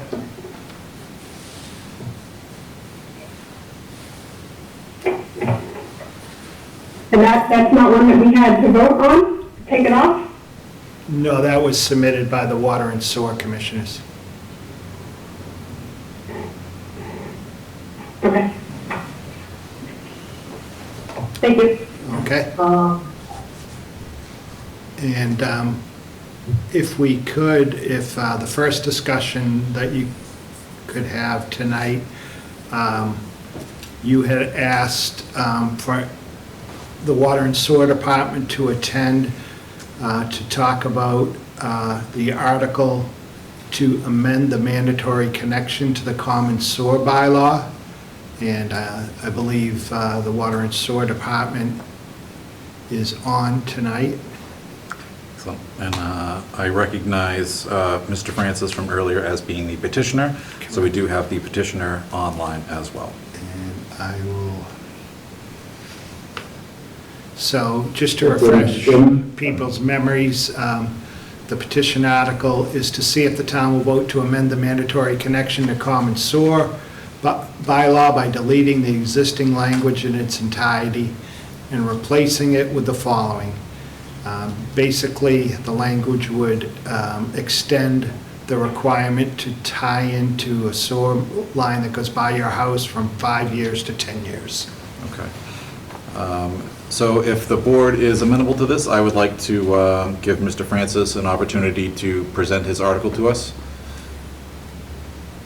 Of course. All right. Yes, please. All right. Mr. Francis? Thank you, Mr. Chairman. Can you hear me okay? Yes, sir. Hi, thank you. I'm not quite sure. But thank you for the invite. I don't know what would be easier if I just have questions asked, or if I should just once again sort of restate the reasons why I'm doing this. But whatever you think is the best. So I know you presented to the Finance Committee a few weeks ago. I was present on that call. I don't know if my other colleagues were, so perhaps you could share some of the intent behind the article. Thank you. Well, I want to bring the article forward to the town meeting, basically because I don't believe that the bylaws regulating the mandatory connection to the common sewer actually being applied equally. By increasing the connection time from 5 years to 10, excuse me, those abutting the common sewer and those who are not eligible to receive the 20-year low interest rate from the water and sewer department will have the opportunity to save up the money to pay cash for the connection fee. And in the sense, to have more time, as I said, more time to save the money. Okay. Also, if I may just make another few comments. Those households which aren't eligible for any sort of loan as the rest of the town has, any of others, they need a 20-year low interest rate loan to pay for the fees. The other households in the town, at this time, I'm only aware of myself and 8 of my neighbors, we have to come up with cash within 5 years. And if we don't do that, then we're going to be fined $100 a day, which I think is just absolutely unconscionable. But what's even more painful, I guess you could say, or actually adding insult to injury, is the fact that my neighbors and myself, we have to come to as the butters, but other houses along Plain Street and Pine Street, which it's right now I have an estimate, but I think about 60 houses, they do not have to connect. And that's because the sewer line running from Wheaton College is pressurized. It looks like, so my neighbors and I are downhill from the LG North, and so therefore, since we're not on the pressurized side, we have to connect. Now, I mean, I'm looking at the present bylaw, and I don't see anywhere in this bylaw that states that the Water and Sewer Department has the privilege or the option of selecting who and who does not have to tie in or connect to the common sewer. That the owner or occupant of any building on land abutting on a private and public way in which a common sewer was installed utilizing municipal funds, and this also extends to private funding, either to or prior to this bylaw shall find violation of Title V of the State Sanitary Code. They may be amended from time to time, or within 5 years of the availability of such common sewer. Basically, you have to connect to it. You have to tie into the sewer. Now, I mean, it's just, it looks like it's pretty much, my neighbors and myself, they're just on the wrong side of the street, I guess you could say. If we're on the other side of LG North, we would not have to connect to the common sewer, even though the law says that anybody abutting it has to connect to it. And in addition, I just want to say that, you know, over the last 3 years, coming into the 5-year deadline, you know, we've always been impacted by the coronavirus pandemic. I mean, actually, Mr. Hanno, the president of Newton College, stated clearly that it was a very difficult time for the college. He could not even have made it through without the support of the town. We're no different than a college. I mean, if we don't have too much money for it. But, you know, we need some support also. We would certainly like some help on what has to do with the issue with the coronavirus. And how much time that is actually into the 5 years that we have to connect to the sewer. And I don't mind telling you that personally, for me and my family, the last 2 months have been quite terrible. I'm sure that a lot of other people have been greatly impacted also.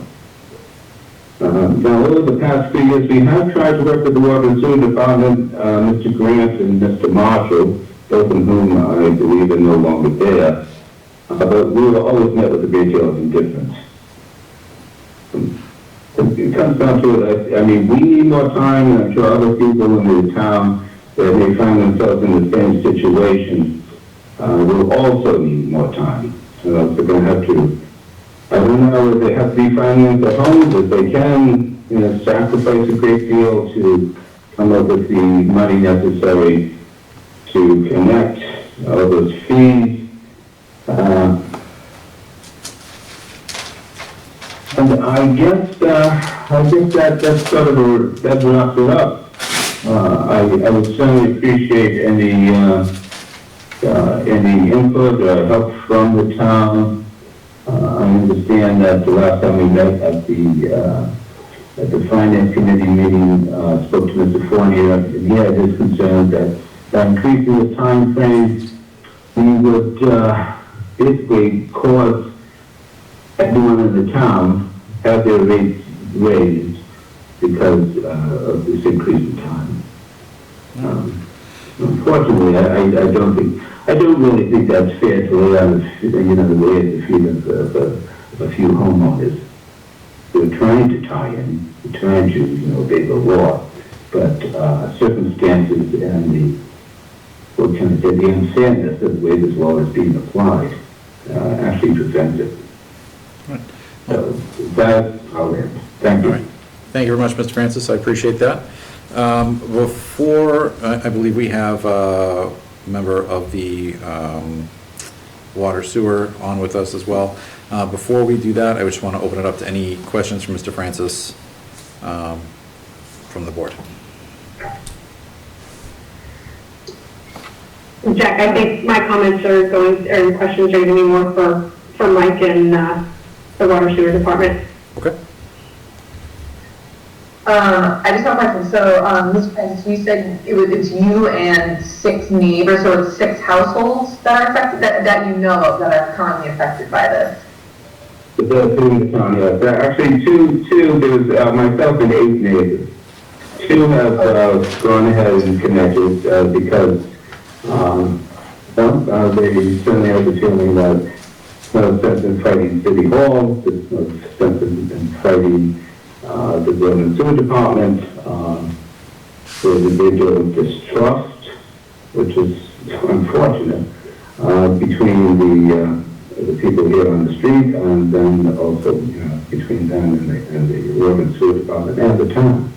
It's not a healthy environment. It certainly isn't a very fair one, as it was stated. At this time, that's correct. That's as far as I know. I mean, the sewer and line has been running down Main Street. Everyone along that, the butters of that property has the option of receiving a 20-year low interest rate loan. Excellent. All right. So with that, we'll welcome John Harrop from the Water Sewer Department, as well as Mr. Units to speak to the potential impacts of this article. Can you guys hear me okay? Loud and clear, sir. Okay, well, to address Mr. Francis's, what he had to say, I also was on that FinCom meeting a few weeks ago, and I've only been with the town about 3 years, and I know that the whole leadership, I know he had said he had dealt with Mr. Marshall and Mr. Grant, as he said they're no longer with us. And I know he has been before the water board before. The issue, I think, Frank and the commissioners have on this article in particular is that it doesn't just affect tie-ins on Plain Street. It affects tie-ins all over town. It affects this new West Main Street project and any tie-ins going forward. And I believe Mike may be able to, me and him were discussing, be able to speak, is that borrowing and the way the budgets have been prepared and whatnot have been based on sewer revenue coming in at an anticipated time. And if the revenue doesn't come in at an anticipated time, the budgets and the paying back of the loans required to build these sewers get pushed back. So that is what Frank was saying as far as the ratepayers having to take on the burden of future sewer customers not tying in within 5 years. I believe the original article was 2 years, and then it got pushed to 5 years. And now we're asking for another 5 years to be added on. I understand Mr. Francis's frustration, and I know he's been through before the board before. Like I said, it was different people involved. I don't know, I don't know as far as him going before him again, with it just being a Plain Street issue, but I know that this not just affecting Plain Street, this affecting West Main Street as well, could have a significant financial impact to the department. Thank you, Mr. Harrop. Open up to questions from the board. So who gets the low interest, and how is that decided? I don't know where that's coming from. It's really not a low interest loan. It's the West Main Street sewer project. They're paying betterments. So that instead of paying upfront, they do have the option of paying a betterment over 20 years rather than pay up front. They can pay up front if they want, or there's a lien on their property for 20 years. When they sell their house, the lien has to be paid off. It's a typical way that infrastructure projects are financed. As far as low interest loans, homeowners can apply with the Board of Health for a low interest loan for the construction costs to tie into the sewer. Not for the fees, but for the construction portion. Mike, there are two costs to a homeowner, right? One is the tie-in into the town system, and then the redo essentially of what they have to do in their own home, and the pipes and taking out the septic and all that jazz behind it, right? Right. And for that portion, the construction portion, they can obtain a Title V loan. And are there any, in respect to loans, are there any, like, parameters around the income for financing in which some people wouldn't be eligible No, for that? no. I do not, I'm pretty sure I'm not. I'll check with Chris tomorrow, but I'm pretty sure there isn't. I have never heard that either. Right, yep.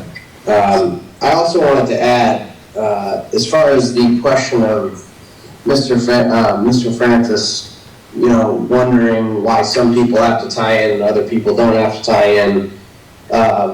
With it being a pressure main going by those other houses on Pine Street and Plain Street, not all pressure mains are designed to be tied into. There are low pressure mains in which E1 pump can pump the sewage from your house main, but those mains have been designed for future expansion farther down West Main Street from Wheaton College, and when that flow comes, regular household sewage pumps are not going to be able to push against the head in the main.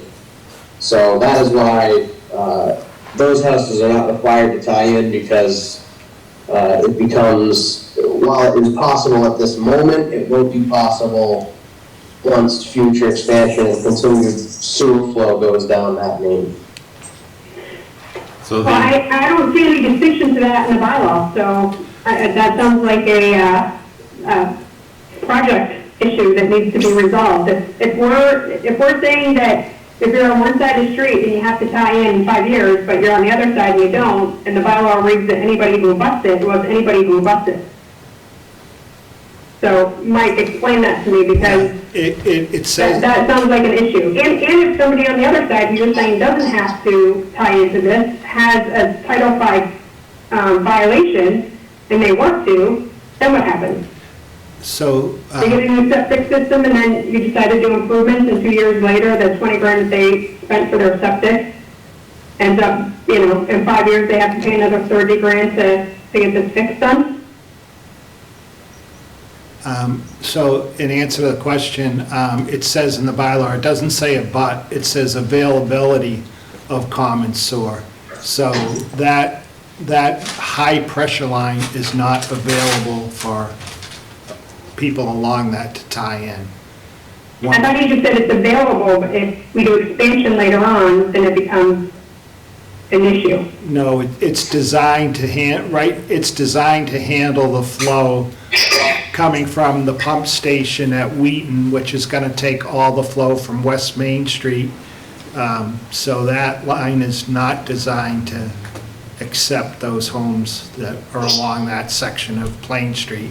Once you get to the manhole once you get beyond the interceptor, or the manhole up in that area, then it's gravity feed, so it's available. Correct. And the concern with the pressurized line is that once it begins getting used, that could be forcing sewage into the homes of people who are connected to it, because the pumps are not strong enough to push back. Yes. Okay. So, Mike, can you talk about the daily fines? Like, where is that written and how is that enforced, and why do we have it? I don't know if John knows what the daily fines are. I don't know off the top of my head what they are. You have that just because if you go to the expense of putting in infrastructure, a section of town, like say what we spent on West Main Street. If all of a sudden no one on West Main Street wanted to tie into the sewer and it just sat there, there'd be no way to pay for that. So the only way to pay off the loan would be to take money from the taxpayers, and which would affect budgets. So if people don't tie in, then you don't have the money to operate the system. Is there a reason why betterments aren't used for all projects as opposed to just West Main? I'm not clear. That was something that the commissioners would have to answer. I could never understand why they didn't do betterments. My argument always was to do betterments, and you could figure into the betterments the cost, that charge, the fee they charge for flow. You could figure that into the betterment, but in the past, they never did betterments. I don't know why. And that's why I was encouraged when they did the West Main Street sewer project with betterments. So is that something that we as a board could look to put on as a future article to require betterments in lieu of a connection fee? Do we have that authority?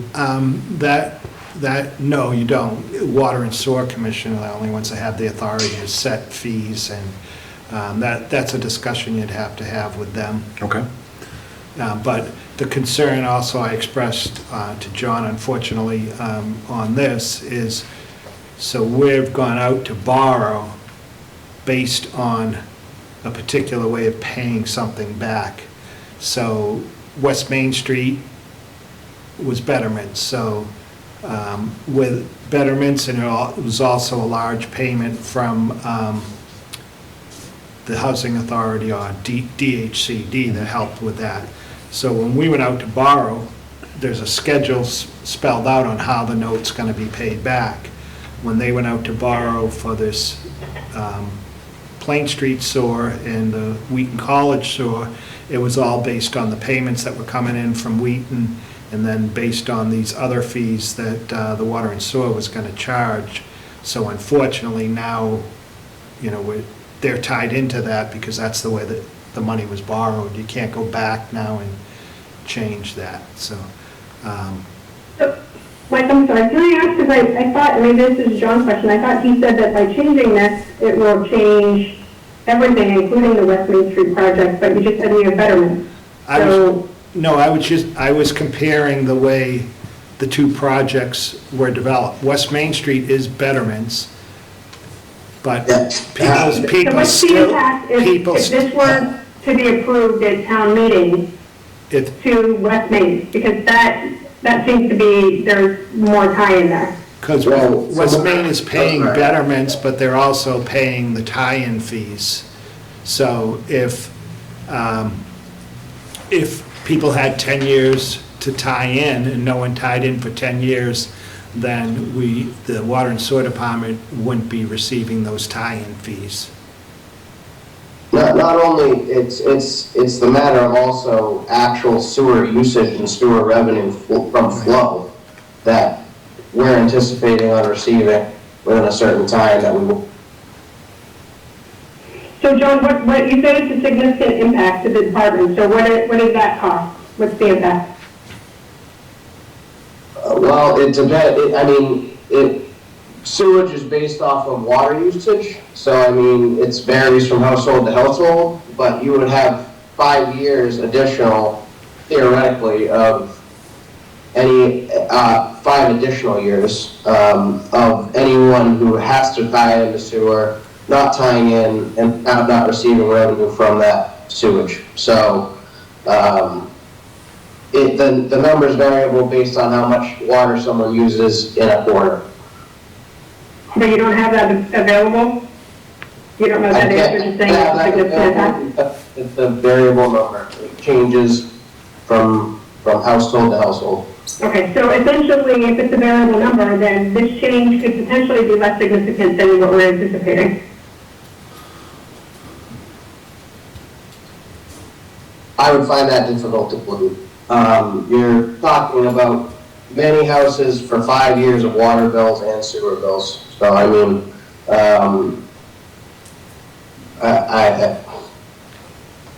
several thousands of dollars, probably hundreds of thousands of dollars. Would be the impact, hundreds of thousands? I can't honestly give you a complete answer on it. Okay, I appreciate that. If I could, just remember that impact isn't to the department, that impact is to the ratepayers, because other than the notes that the sewer department has to pay off, the biggest charge is what MFN charges for the use of the treatment facility. And so if we don't get more users on, then those impacts are being borne by the people that are on sewer right now. So, Mike, I remember some discussion about money that wasn't used, that was allocated, and we were going to reallocate it to use it to something else. So could any savings on another project potentially be reallocated to any sort of impact if this were to be approved in town meeting? So we were talking about reallocating money. It was a water project, so not a sewer project. Oh, right, because the sewer project is double the cost, right? Hey, John, do you have any idea, like, how many people or how many properties are on the list to tie in of what's been completed thus far? On Plain Street? All of it, because you said this would have a change across all of the properties. Yeah, I don't have that number. I know it runs from the center of town to 120 West Main Street. So, I would say probably 50 to 60 buildings. And like I said, those are all, not all of those are residences, some of them are commercial buildings, so it'll change the water and sewer bill would not be the same for all of those. Okay.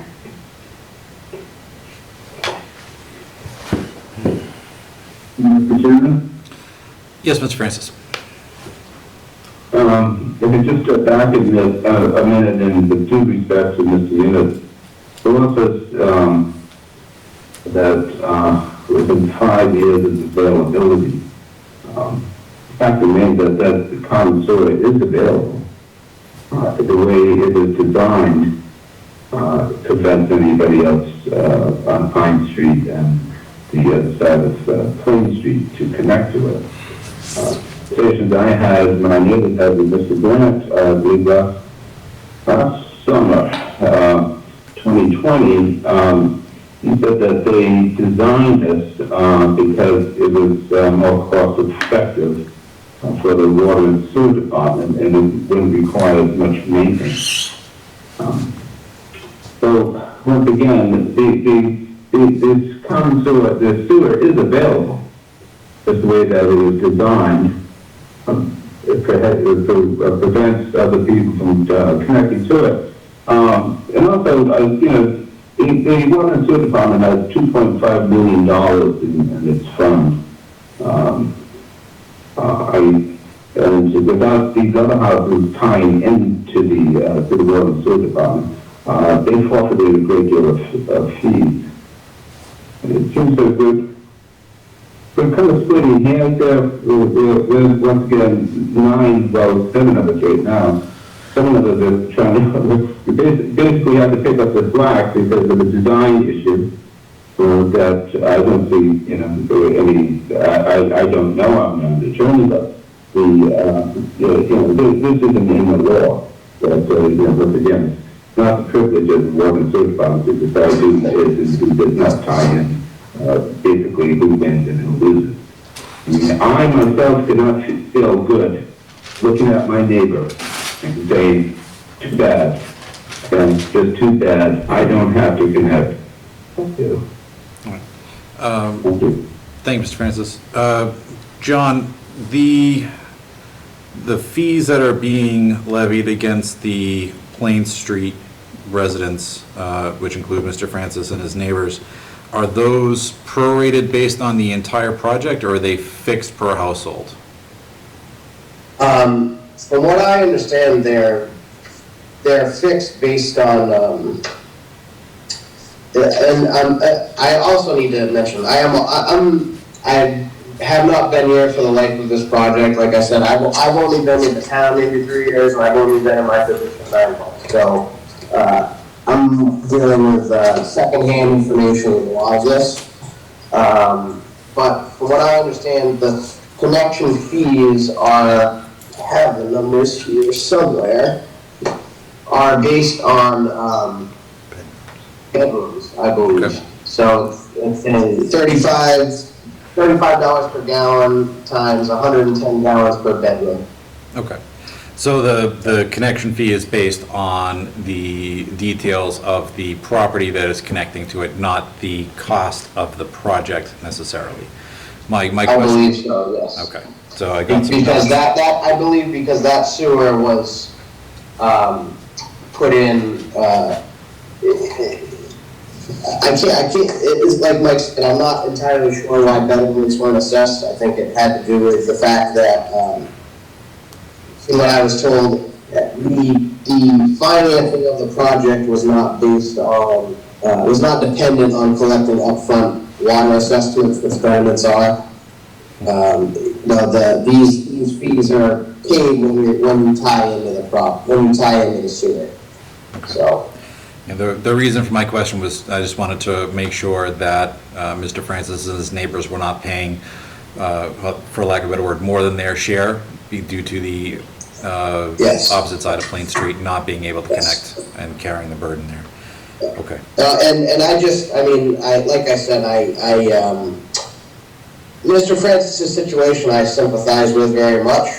It's just the article as a whole is not something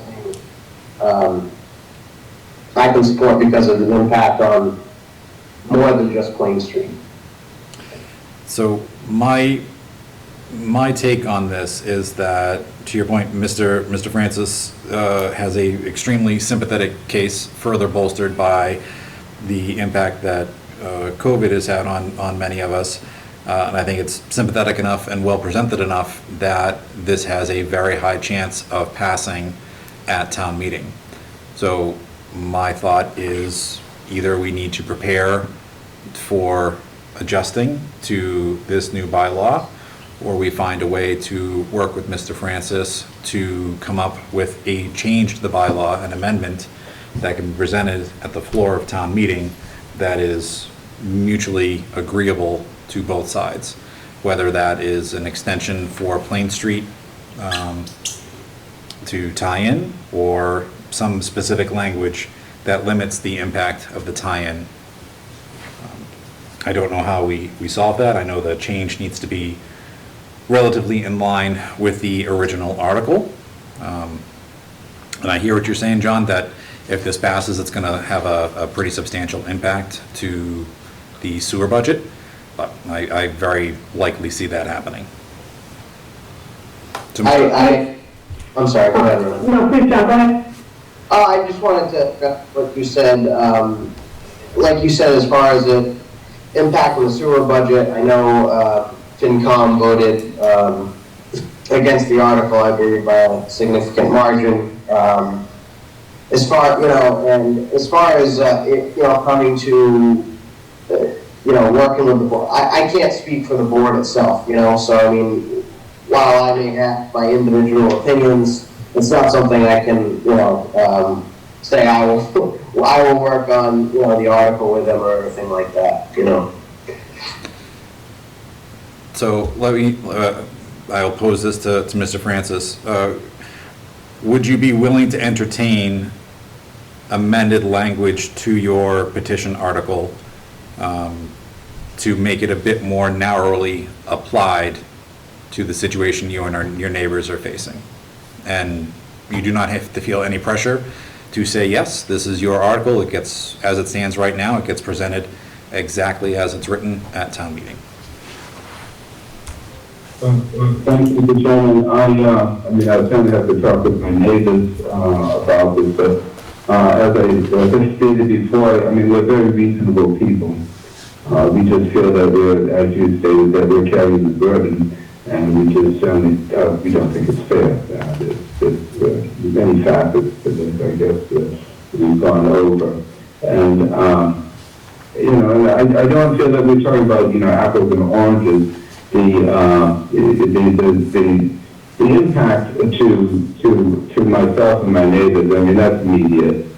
If we could find some sort of satisfaction, so that this can be mitigated or remediated, then that'd be great. As I said, it's not that we're 100%, we're not opposed to doing this, but we can certainly see in the future where if this continues, then other people in the town are going to be greatly impacted by it. And as I said, my neighbor tied in, so my neighbors, because they don't feel that it's worth the fight, but it creates a great deal of distrust and resentment. And I don't think that's a healthy attitude to have for people in the town, toward the people who are running these departments. So if we could be some sort of satisfaction, absolutely, positively would soon be willing to do whatever it takes, just so that we have some sort of ability, whether it's an extended amount of time that we have to tie in, or we could actually have a narrow language that would allow that, then I can't say 100%, but I think that there's a high likelihood that that'd be satisfactory. So, Mike, I don't know what you feel, how this could be addressed. Is it a offline conversation with yourself, Mr. Francis, and Frank, to see what can be done, what tweaks could be proposed to the article? Again, just trying to prevent a major impact to the sewer budget. So I would think also some of the members or the chairman of the Water and Sewer Commission would have to be involved. That would make sense. So, hey, Jack, if I can just ask a question. Sure. And Mike, you might be the one who has to answer this, because I think John may not have been around long enough, but what was the reason, I'm all for the infrastructure being put in, but I think about it more for economic development, so that, we reduce the tax burden on the residents in the town. What was the reasoning that this particular part was moved down Pine and like beyond Wheaton and up Plain Street, when it's for a small segment of the population? There's no real development that's going to happen from it. Like, do you know why that was? LG. Like, why are we in this position today is really what I'm trying to understand. LG North School. Okay. So we did it for Wheaton College and LG, because, and the septic was failing, right, at LG? Right, yeah. It was going to go up Main Street. So Jack, I certainly appreciate you asking about finding a middle ground here. I'm just going to provide my opinion because I can. This rubbed me the wrong way like 4 years ago when we talked about town meeting. I don't like that residents have to tie in within 5 years. I didn't like the wording, and I especially don't like $100 even fine. I don't think it's reasonable. I would certainly ask John and the others to reconsider the fine as a first step, but I'm not convinced in what we're hearing that a change in this particular bylaw is going to be a significant impact, and I would expect that the water department would be able to, or sewer department, would be able to provide us with some projections on how is this going to impact the repayment of the loan, and I haven't seen that. So, when I think about this, I mean, I get the FinCom, how they voted, and I understand, and they should. I mean, their role is to think about the budget, and while that's our role too, it's not our only role. So, just providing my opinion here that I appreciate trying to come to some sort of a better understanding, but I'm not against this moving on the floor or passing. Great. Mr. Chairman, I just have one point. We'll go Mr. Francis, and then, I don't know who the other voice was, although that was John again. It was Jim Jordan with the Water Sewer Commission. Okay, excellent. One moment, Mr. Thank you. Yep. I don't want to belabor this. I certainly appreciate everyone's time and consideration on this matter. But it's just a little bit of light, I think, with the why the sewer was regardless of where it was down on Plain Street to the connector here where the Mansfield sewer line was down to the treatment plant. And my understanding is that if the Wheaton College's septic system failed miserably and was not being repaired for quite a few years, the EPA was involved in it, and then some sort of agreement was made with the town that they would pump the sewer out of Wheaton College and up the street, down Pine and Plymouth Street. That's my understanding. It came from a pretty reliable source, and also I was told that Wheaton College paid for it. But this is when you told me that my information is correct. So I just wanted to add that, just that this would help a little. But thank you. All right, thanks, Mr. Francis. Mr. Jordan. Yes, thank you. I just wanted to, if I could speak on behalf of the commission for a minute. I don't think Steve Bishop is with us tonight, but I haven't been with on the Water Sewer Commission very long. It was just April, and I wasn't around 5 years ago when this particular project had been completed.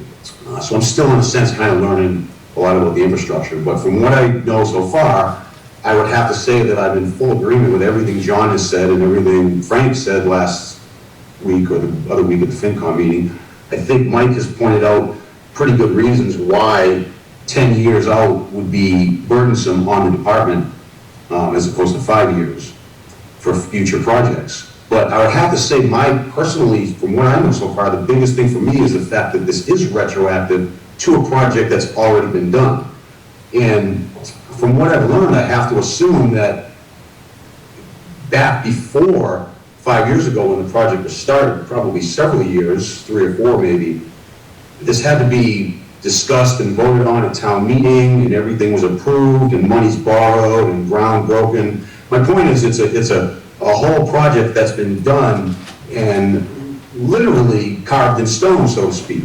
So to now, kind of at the witching hour, to go back and change that, I think that would be very burdensome on the department, in that it was planned to be 5 years from the get-go. So all the monies that were borrowed and appropriated were based on that. So if the article was changing it from 5 to 10 years moving forward for future projects that haven't been started yet, as burdensome as that would be on the department, I think the conversation would be a little different than what we're talking about right now. And I don't think it would be a good idea to pass this amendment. I think it would be too burdensome, and I think it would end up being burdensome on the rest of the ratepayers in the town. The department's going to have to pay off monies that they borrowed against this project, and if they can't get it from what they expected to in 5 years, they're going to have to get it from somewhere.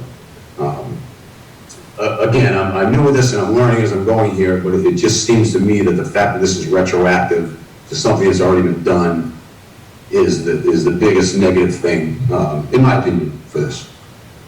Thank you. I think you raised a good Chairman, may I have one more thing? Sure. I don't want to take too much of the time. Everyone's been very generous. I sympathize with everything that everyone's saying. I mean, I certainly understand that. It's because it's reasonable to say, gee, it's going to, it's going to impact this side and it's going to impact the other side. I mean, we're going to have to raise rates and redesign things, or we have to take a look at this again and go back and, retroactively. But once again, it comes down to the burden of who this falls on. And as I said, there's 7 others, I believe, 6 others, that, and these people, my neighbors and myself, I mean, retired, one with a disabled vet, a single parent, a young couple, buying at the top of the real estate market, trying to raise a family. As soon as they think that things are going to, start improving after COVID, suddenly they're faced with the fact that they're going to be fined $100 a day. They don't connect. And also the fact that, I don't know what everybody's situation was throughout these last 18 months or so. But it's significant. I mean, you got to look at the human cost, not just the dollars and cents. Like I said, it's very reasonable. If we could find some sort of accommodation that would help us out over here, I'm sure myself, I know I can speak for myself, and I'm sure I can speak for my neighbors, that it'd be very satisfactory. I mean, we just need some sort of, if I guess you could say, that, you know, it's too bad to be you, isn't it? You know, it's just too bad. It's not, that is not a good answer. That is not a satisfactory answer. Too bad. All right. In the interest of trying to move our meeting and conversation along, I think, thank you, Mr. Francis, thank you, John, thank you, Jim, for joining and providing your perspective. So I always struggle with petition articles. I debate back and forth with myself what the role of the select board is on petition articles, whether or not we should be voting on it, but I believe the precedent has been set that we do. So with that said, the chair would entertain a motion to support Article 13 on the fall town warrant, amend the mandatory connection to common sewer bylaw. So moved. Second. All right, we have a motion and a second. Go to the vote. Renee? Yes. Christine? Yes. I too am, I'm going to abstain. So that will pass 2-0. 2-0. All right. Thank you guys very much. Appreciate it. Mike, where are we going next? Okay, if we could go to the home rule petition to authorize to grant additional licenses for the sale of all alcoholic beverages not to be drunk on the premises. And we can do that. And I believe the petitioner is on, and it's the article. All right. We recognize Mr. Luca? Yes. All right. Good evening. Sorry to be at the tail end of what is a very long night for you, but I've been listening to what's going on, and you do have a very difficult job going through what you do. For record, my name is David Luca. I'm a realtor and a development consultant. My offices are in Sharon, where, by the way, there's a Cumberland Farms directly across from an elementary school, just so you know, because I gas up there all the time. I'm the group that has a lease in place at the Blue Star Industrial Park for a full package store, subject to availability of an appropriate license from the town. And Renee has heard this several times already, but I want to make sure I'm consistent. When my clients expressed interest in the site, we didn't know whether any package store licenses were available. I called the town, I actually, Mike, and learned that there weren't any. The town at that time was considering adding several licenses via home rule petition to the Mass Legislature. The state quota formula for package stores is under Mass General Laws, Chapter 138, Section 15, is 1 per 5,000 population, based on on the most recent, which is the 2020 census. Home rule petitions like this, I've just done one in Plainville, and I have one in progress. I've done one that's been completed, legislation has been passed, and in fact, the store has already opened this past month. I'm also working on one in Rainham, so I'm not new to this dance.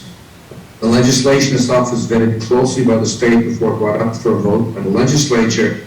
And as you all know, home rule petitions, unless there's something really egregious, ordinarily pass.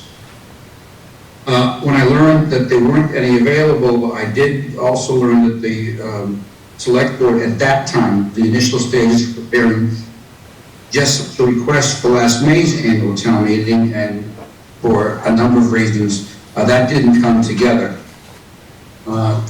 which meant that it might go to next week's town meeting. Time in the development business is very, very expensive, so we took it upon ourselves to obtain the language that the board had been working with from Mike, and put together the citizens petition warrant article that is the subject of the meeting of this. Just before I set out to get the signatures, I was told the 2020 census made up another license. you may have hit the 20,000 person threshold. When the town clerk certified that count, you were a few hundred short of that. I then gathered the signatures, were certified by the town clerk to bring the warrant article forward. So this is an article the town had been considering, and in our presentations with the Finance Committee, I learned that it had not been finalized. I mean, Renee brought some depth to what we were doing and wanted to look into changing the language or amending the language or improving the language to make it more liking of the select board.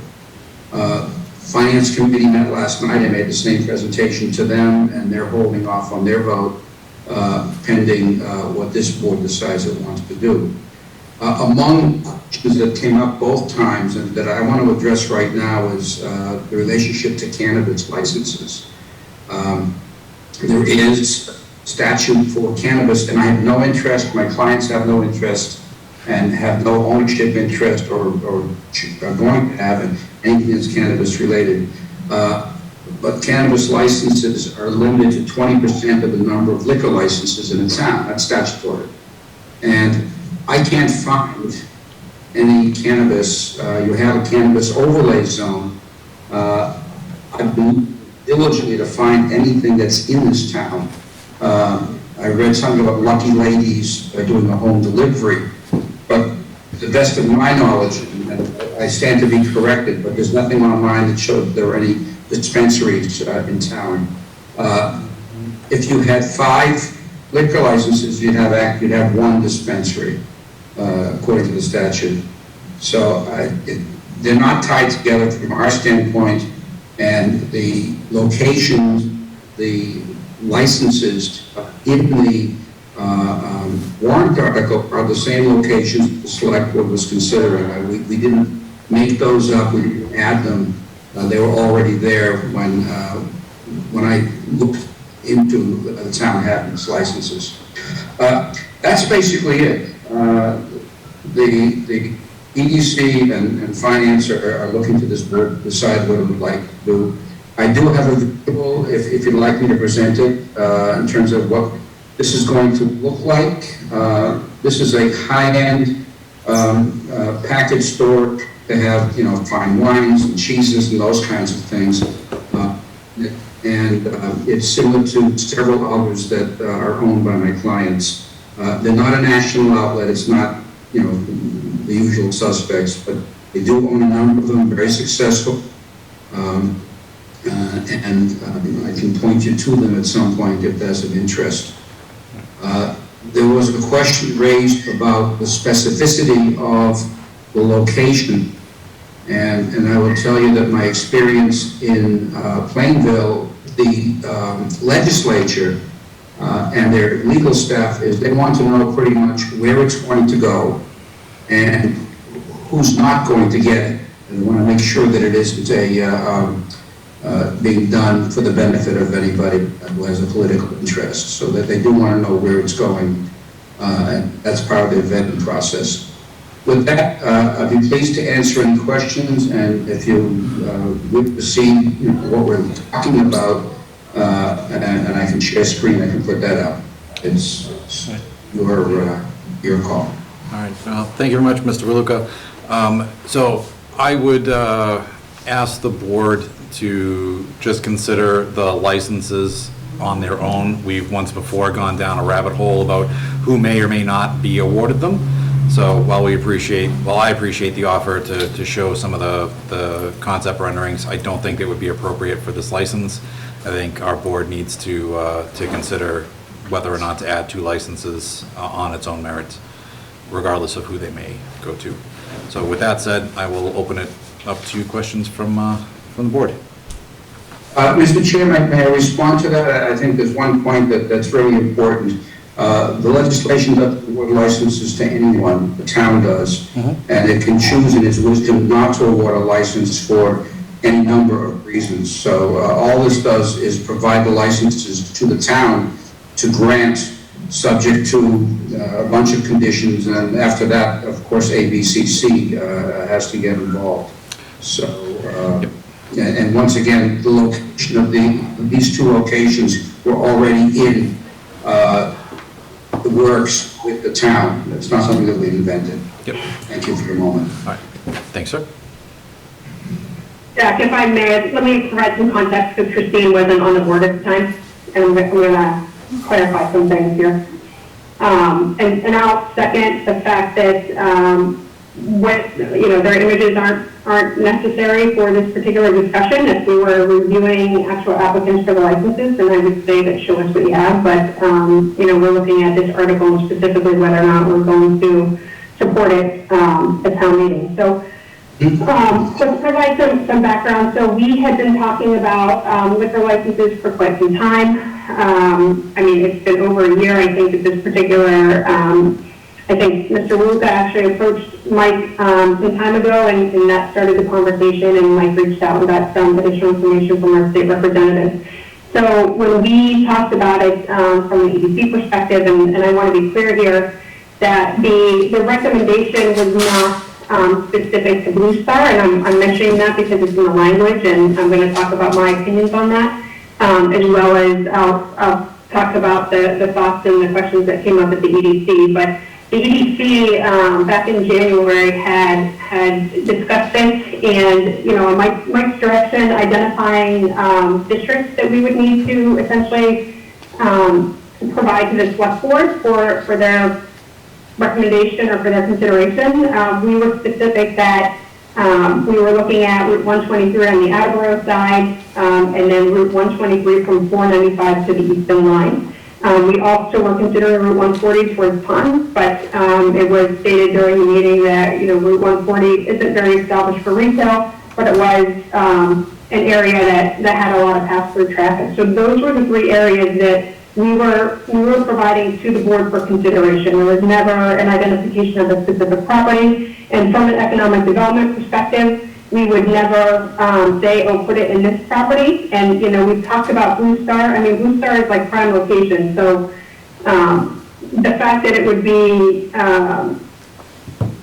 specific in the language that the board would put forth to Blue Star is just, it's not accurate. I know at one point there was some discussion on that item because we were talking about specifically how do we get the building up and running, and is that a potential option? But if we think about it economically, it doesn't make sense to identify one specific parcel or location where we would have the potential to bring in a liquor license, right?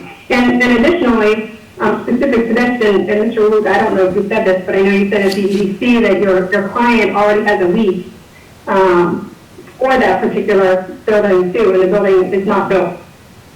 So the lease is subject to a license. Correct, right, yeah. But it's still there. So, when I read this language, and I'm gonna put my board hat on. When I read this language, I have great concern that we in some way, shape, or form have identified Blue Star Business Park, because I think it is not fair to other potential applicants, and it certainly isn't necessarily promoting economic growth within the town. I know at one point this was presented to us. I know at one point we talked about it, but to just clarify what Mr. Luca said, the board had never actually looked at the warrant language and approved the warrant language. We didn't get that far in our discussion. Our discussions ended because there was some concern with how would we actually approve liquor licenses, were there conflicts, how it happened in the past, and then additionally, what would happen if we did go over 20,000 in the census, and now we had additional license from the census and two licenses from this, which would impact our marijuana. So, Mr. Luca, just for your information, we have 2 HDAs with retailers. One should come open here at the end of the year, and then the other one we're looking at some point in mid-2022. So, any sort of licenses that are approved would have an impact on that. I think that's a secondary issue. I don't necessarily see that as something that specifically impacts us. We voted as part of that bylaw that it would be 20% of our alcohol licenses. So it's not anything that has been hidden or we haven't been transparent with. But I certainly have, I have issue with this language. I think there's some conflicts there. I think it limits the town. And, you know, if we have the opportunity to provide some sort of amendment to be more in line with what was recommended from the EDC and what the board agrees to, I think that we should certainly take that opportunity. I think it's in the best interest of the town. If I may, Mr. Chair, as I said at the finance last night, I took language that I thought had been, I know it hadn't been a warrant article, it had been discussed. As I said last night, if we can, this can be amended on the floor, but not before. And if you chose to have today, as Renee had said, you know, from 495 to the eastern town line, I have no objection to that. Again, I didn't create the language, I found it and duplicated it. I'm willing to work with the town, in fact, anxious to work with the town to get this through in a way that worked for everybody.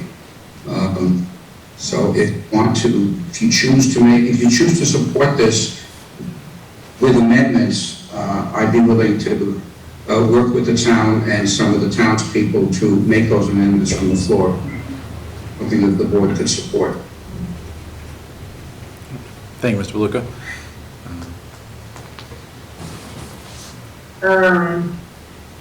So these are my first citizens petitions, and I thought I had a decision on how I was always going to look for these. It's a citizen's petition. If people sign it, they want it at the town meeting, great, it goes on the town meeting because people want to vote on it, and we should let the people vote, and it shouldn't be up to us. That was my opinion coming into this. Now, it being my first one, I don't know.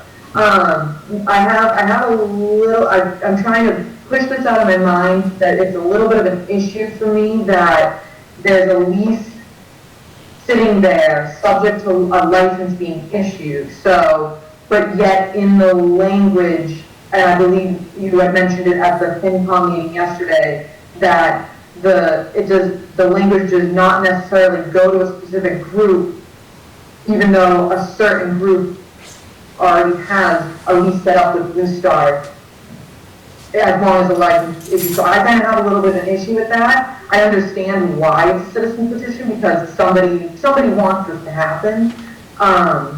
But it's hard for me to get over that language saying that, you know, it's not for a specific group, it's just opening up 2 licenses, but yet the people who are petitioning it, or the person who's petitioning it is working for someone who already has a lease for it. That's just a personal thing. I kind of confuses me. On a different note, Mr. Luca and or Mike, when was the lease accepted by Blue Star Park for this group? It was accepted. I don't have the date in front of me. I have to apologize. I'm on the other end of the country. I'm in California right now, and I was home last night, so I'm 3 hours different from you guys. We had a number of discussions with Blue Star, and we thought we could get a license. And so it was after I had first discovered that there wasn't a license, but there was a move to create the licenses. And as I said, the one that I'm doing in Rainham also is broader in its scope. And the one that we did successfully in Plainville, section of 106, I think, 152 and Route 1. And even then, the legislature wanted to know, you know, where's it really going to go?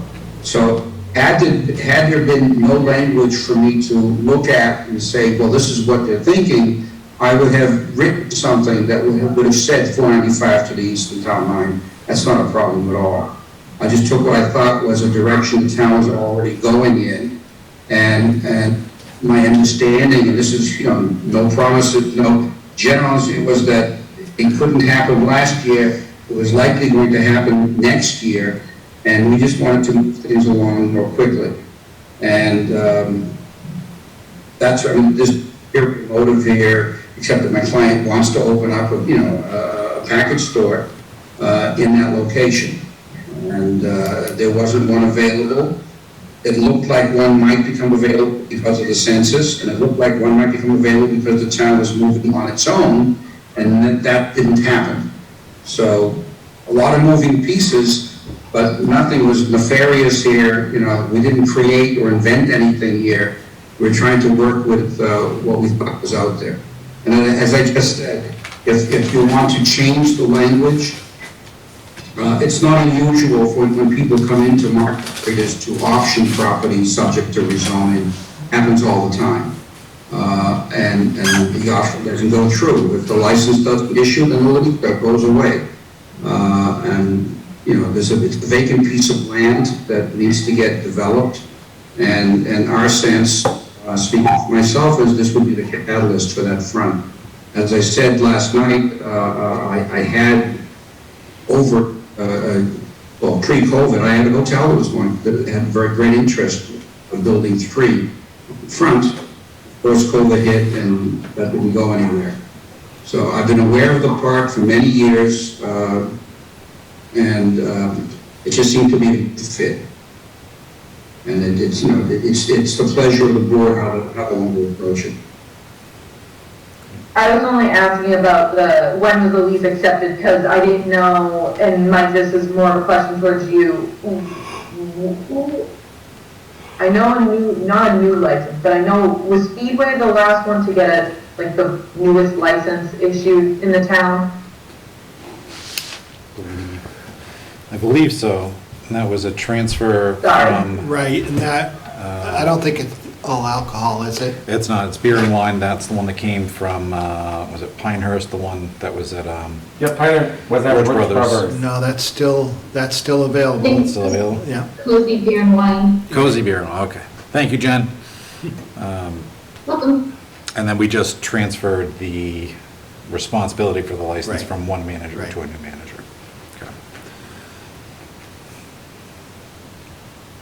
Okay, so there wasn't, so essentially in like the past, correct me if I'm wrong, in the past like 2 years, a new license hasn't been available, is that correct to say?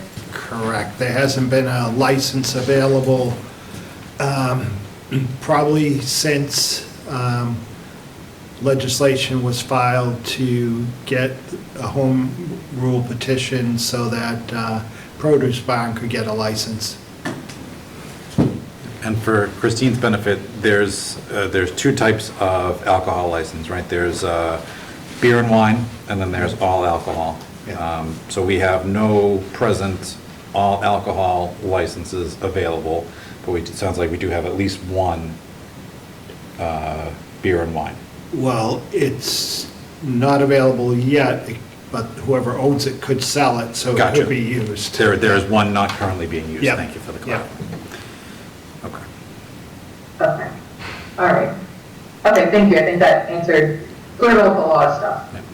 Yeah, and I think, as I said, Produce Barn, they did a home rule petition at town meeting, and that's how they got their liquor license, probably back in the 80s, I'm not sure. It was around 1983. There we go. All right. 1983, Peter said. Yep. All right, and so how many all alcohol licenses does the town possess? I'm waiting for her to wait. Yeah, we go through this every meeting. I know. 5. So What is it 5. again? 5. So you have Produce Barn, Michelle's. Yeah. And that's where Norton Liquors. Liquors. Quick stop. Darrowsville. Quick stop. Austin? Darrowsville. Barrowsville. Oh, Barrowsville, yeah. And Quick Stop. What's the last one? No, Quick Stop is not. Quick Stop's beer and They've been wine. asking. Speedway. No, Speedway's beer and wine. What's the one that's, Did we already get the one down by Pizza Time? Is that just beer? That's just beer and That's wine. Quick Stop, that's just beer and wine. Oh, Quick Stop, okay, thank you. is it the one that's down the street from Produce Barn?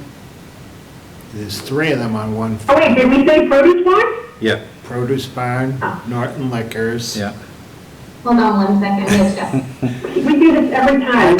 Mike, we need to have this as like background. We need to start taking Ginkgo biloba as a team building activity before every meeting, so we start Why don't remembering we some of forget? Why don't we just visit them and then we'll remember people have been to each one. I hear select board pub crawl when you say that. Not to be drunk on the property, Jack. That's true. So from a quick look, I'm seeing 4, so maybe it's 4 all alcohol and 5 wine and malt. I think that makes sense, because the 2 would put us at 11, which is what triggers the next thing. All right, so 4 of those and 5 there. Thank you, Jen. All right. So I think my concerns with this petition are twofold. One, it sounds like Mr. Luca is willing to work with us on, and it's the specifying Blue Star Business Park as the location. That basically, for me, awards a license to the landlord / developer of that property that they can dangle out if that's tied to that location. I feel that that's unfair. My other concern is this is directly across the street from Quick Stop, who, from what I understand, has previously expressed an interest in obtaining an all-alcohol license as well. So even putting that aside, putting a competing business directly across the street, for me, seems fairly disrespectful to an established business in town. And I guess my third point is having this article come up when we've already pushed it off feels a bit like our hand is being forced. I think there was more discussion to be had on our part and with the EDC to sort of refine and finalize this to a point where the board felt comfortable making that recommendation, and I don't think that we were there yet. I would agree with that, Jack. I think the problem is this is the petition article, right? So it's going to stay on the warrant. And I think our best approach is to try to work with the petitioner to amend it. And, you know, we obviously don't have much time to do that, but I think that's probably our best option right now. Yep. You know, and we weren't, you know, the conversation went back and forth on 1 and 2, and we were more concerned with the census at the time as well, which obviously we don't have to worry about that. I don't remember any clear opposition to 2 outside of us getting a third from the census, but we might have a better recollection than that. I mean, from the EDC perspective, the EDC supported 2 and provided the board with 3 different locations for consideration. Well, for the record, Mr. Chair, we have no interest in the other license. Again, I picked up language that I thought was in the development phase and it called for 2. And my practice in other communities is to never ask for 1, ask for 2, as long as you're asking. So our interest is not on the other light, wherever it may be. And if you wish to make the language less site-specific, I'd be very happy to work with you on that. Okay. So I'm just thinking of the time that we have remaining before town meeting and when to get our recommendations in. We are not scheduled to meet before town meeting again. So I don't really see that we have an opportunity to rework the language and then vote on it. I don't think we have that opportunity to vote on it, Jeff, but if we vote on 2 locations right now, I'll be more than willing to represent the board and work with Mike to try to come up with some alternative language.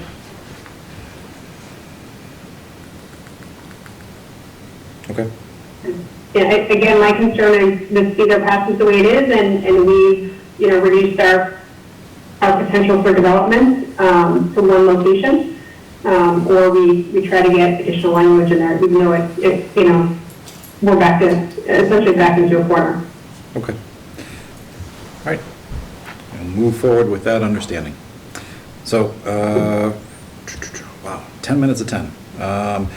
Chair would entertain a motion to recommend Article 12, Home Rule Petition to authorize the town to grant additional licenses for the sale of all alcoholic beverages not to be drunk on premises.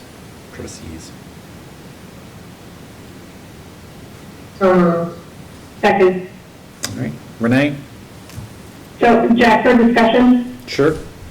right? We can't have our vote be to support something that doesn't exist yet or an amendment that will be moved on the floor. So I just want to clarify that because I'm going to vote based on what the language is right now. Same here, but good clarification to get out there. Yep. Okay, so I'm a no. Okay. Christine? Abstain. All right, and I am a no. So, but I look forward to seeing what amendments can be worked out that makes this a more palatable option. Thank you, Mr. Luca, and thank you, Board. Mike, where to next? Okay. We got a lot of holes to fill. Thank you. All right, thank you. Well, why don't we go up then to Article 10? And Article 10... I'm sorry, Mike, before we move on. Yep. Jack, we just need to have some initial discussion on what we would want to entertain for locations. So, like I said, there were three proposed, one being Route 140, one 123, toward the Attleboro line, and then one 123 from 495 to Easton. So I know in our previous discussion, it was the two on 123, but I just need to understand for direction on potential amendment language. So I think my biggest concern with the language as presented is the tying it to Blue Star. So if that gets broadened a bit, that makes it a bit better for me. Christine, I don't know how you feel. That's exactly how I feel. Okay, so then the other language will keep as is. Yep. Okay, thank you, appreciate the input.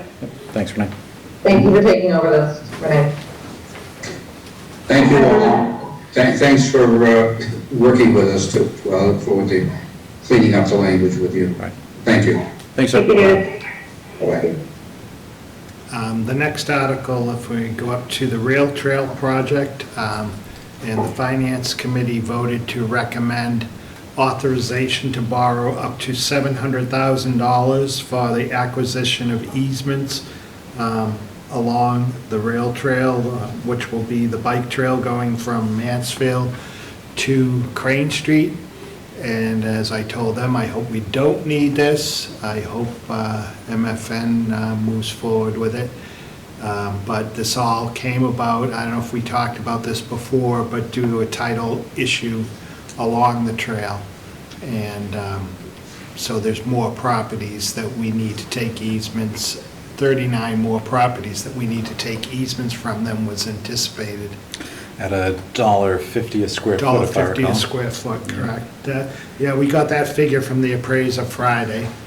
And so, working with the engineers, it was determined to be $700,000. So that is about 466,000 square feet of land. It's about 10 acres. Mm-hmm. Jesus. Did you do that math in your head? He did. That's fantastic. He does not have a calculator present.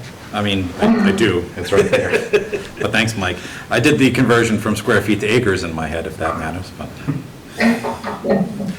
Just to give you an update, we're almost at the 75% design.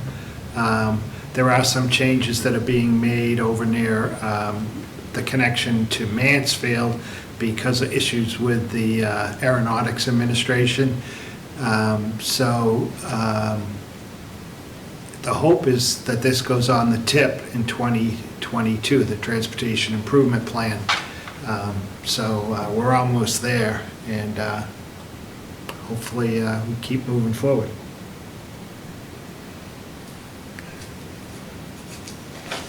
Spooky. So you said FinCom has recommended up to 700K. I believe I saw at least one member Sandy of the, is on. yes, the Rail Trail Commission, if we have any specific questions on that. I leave it to the board to ask any questions they have on this one. I think, Mike, one of the things I'd heard from FinCom is that you hope that MFN is going to step in and at least contribute towards, if not outright cover the cost, since technically they put an easement through land that they did not own. Or they'll let that, or do a confirmatory deed that Yep. justifies that they do own it. Yes. So, Okay. So this is a worst-case scenario. Yes. We get stuck with the whole bill cleaning up other people's mess. mhm. Great. All right. Renee or Christine, any questions on this one? I'd like to hear from Sandy if she has any additional input or insight. No, I'm just here to support and answer any questions you folks have. As I think a lot of you know, we've been working on this since 2013. It's been moved back twice now. It was 2019 when we started, went to 21 and 22. So, and as Mike said, we are at the 75% design. So we're hoping this moves forward so that we do, keep ourselves on the 2022 tip, because I think that's looking pretty good for the state's end, as long as we do our part. And I know Mass DOT was, even in the last couple of meetings, seems like they're really trying to work with the engineer, through some of the little hiccups that came with the airport, and trying to get this so that it's ready for 2022 tip. And just to point out that this is, we certainly have had to put some money in from the town of Norton, but then the state is covering the construction costs on this, which is about $8. So we are getting a good amount of money from the state to cover the construction itself. Hey Sandy, there was some noise coming from the library. Can you just repeat the last two sentences? And I just said that the state, the construction costs, the amount of money they're getting us for construction costs is about $3.8 million. So once this part gets approved, they cover the construction, and they have built in, the increases and everything else. I know originally I think it was 3.3 million, so that it has gone up as the time has gone on.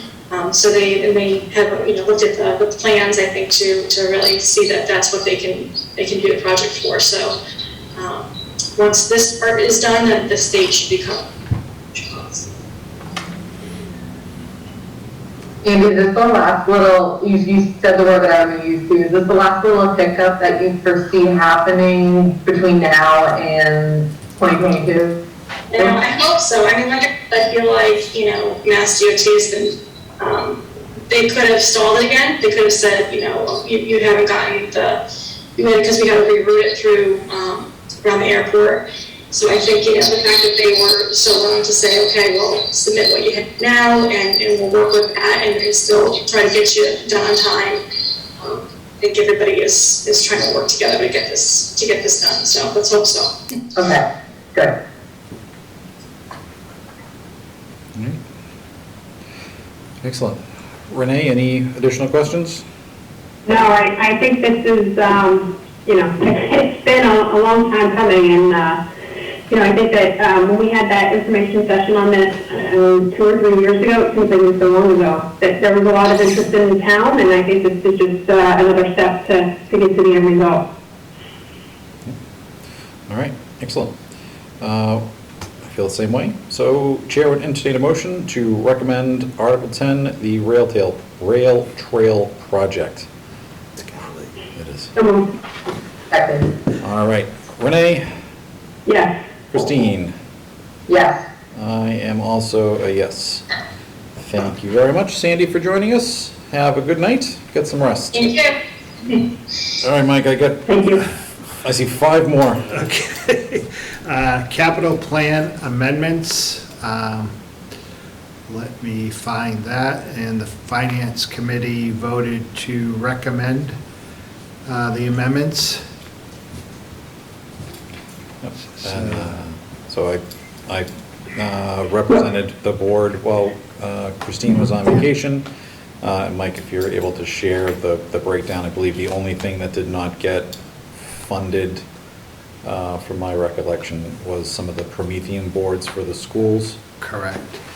So the funding included, under data processing, $35,000. And this is money to continue to replace workstations and laptops and have money available, so we're not replacing them all at the same time, any printers. Whenever the police get a new cruiser, they need to put equipment in there. And so one of the questions that came up, whether it was at Capital or FinCom, was this is not equipment that is fixed to the building. This is stuff that will potentially move into a new town hall and senior community center.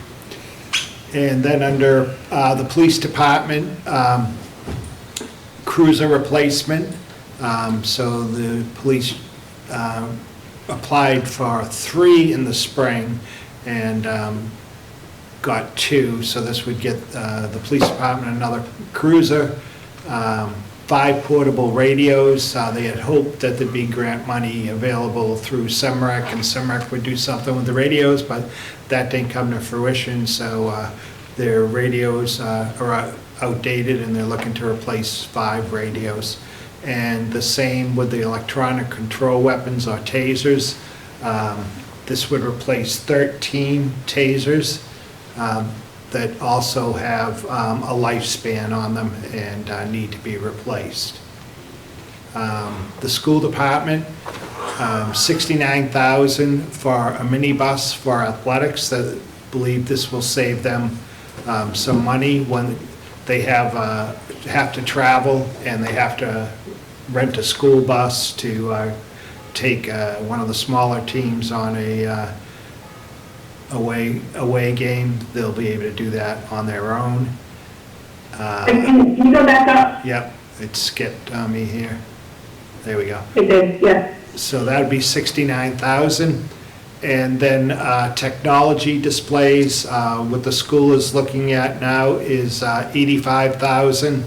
And this would replace Promethean smart boards in the middle school, which is the elementary schools are all pretty well set now, and now they're moving on to the middle school, and this is what they'd put in this year.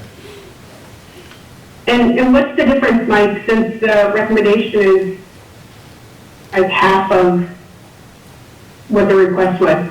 So what are they not getting in what school? That it's just that when they reviewed it and what they needed for the middle school, they felt that this was what they could do this year is 85, and they'd come back in the future. There may be some work needed at the high school and come back with $150,000 for that.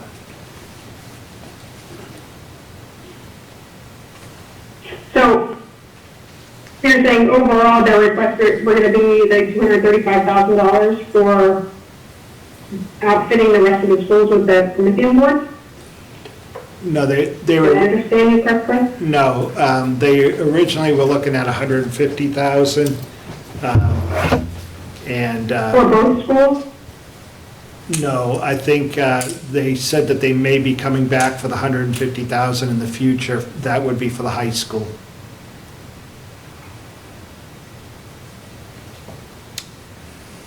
Okay. And then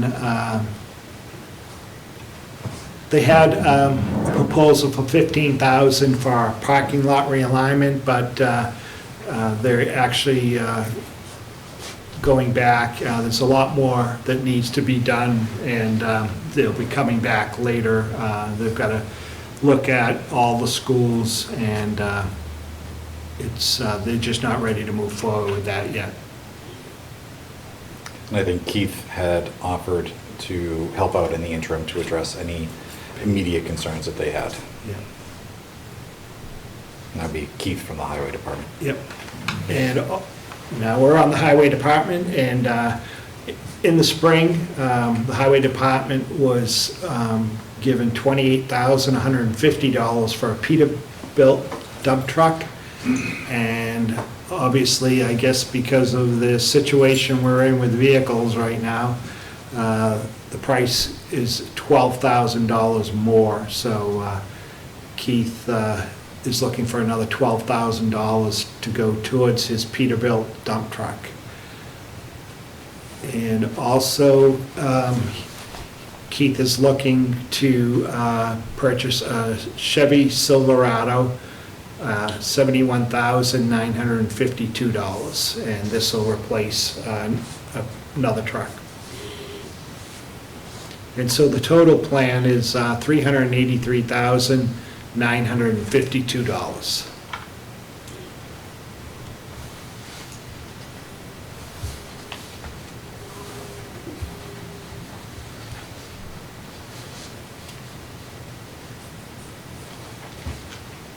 So Mike, I see on our recommendation sheet that FinCom recommended, it said 800,000? That's the funding. That's the funding. They did that previously. Gotcha. That's, okay. Yeah, I have the new sheet I can share. So they did vote to recommend the plan as presented. Okay.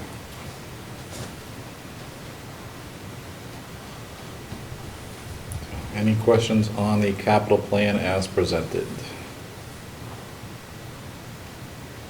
No. Okay, so Chair would entertain a motion to recommend Article 6, capital improvements for 392,000 and some odd cents. You moved off the page, I lost it. I'm sorry.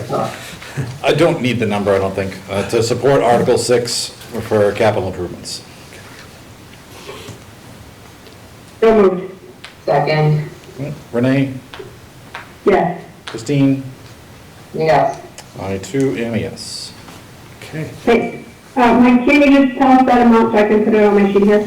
$383,952. Thank you. And under Article 6, which is funding for capital. Oh, I said we were recommending Article 6, so I apologize. You're... I pulled the Michael, I'm sorry. Jumped up. The capital plan. Yep. So, can we strike that? All right, so Chair would entertain a motion to recommend Article 7, FY22 capital plan amendments. The amount of $383,952. Yes, ma'am. So moved. Second. Okay, Renee? Yes. Christine? Yes. I too am a yes. All right, sorry about that. Do we need to reconsider number 6 and? Why don't we hear about it, and if we're comfortable with it. Talk about now? Okay. Yeah. Article 6, the capital improvements funding, the Finance Committee voted to recommend $800,000 be placed into the capital improvement fund. And that's from free cash. From free cash, correct. I had 800,000 listed, and when we said 383, I'm like, wow, they came down, and I crossed it off on number 6. But we did in pencil. All right, so do we remain good with that one? So we should just officially vote for it. Okay. Chair would entertain a motion to recommend Article 6, capital improvements funding, transferring $800,000 from free cash into capital. So moved. Second. Renee? Yes. Christine? Yes. Two MES. All right. Second time's just as nice. All right, we'll keep going backwards. Article 5. So Article 5, this is SOAR operating budget amendments. This is, the town accountant has requested that. All this is doing is amending the vote taken at the spring town meeting to emphasize that $80,000 will be taken from sewer betterments to fund the sewer as part of the funding for the sewer budget. Okay.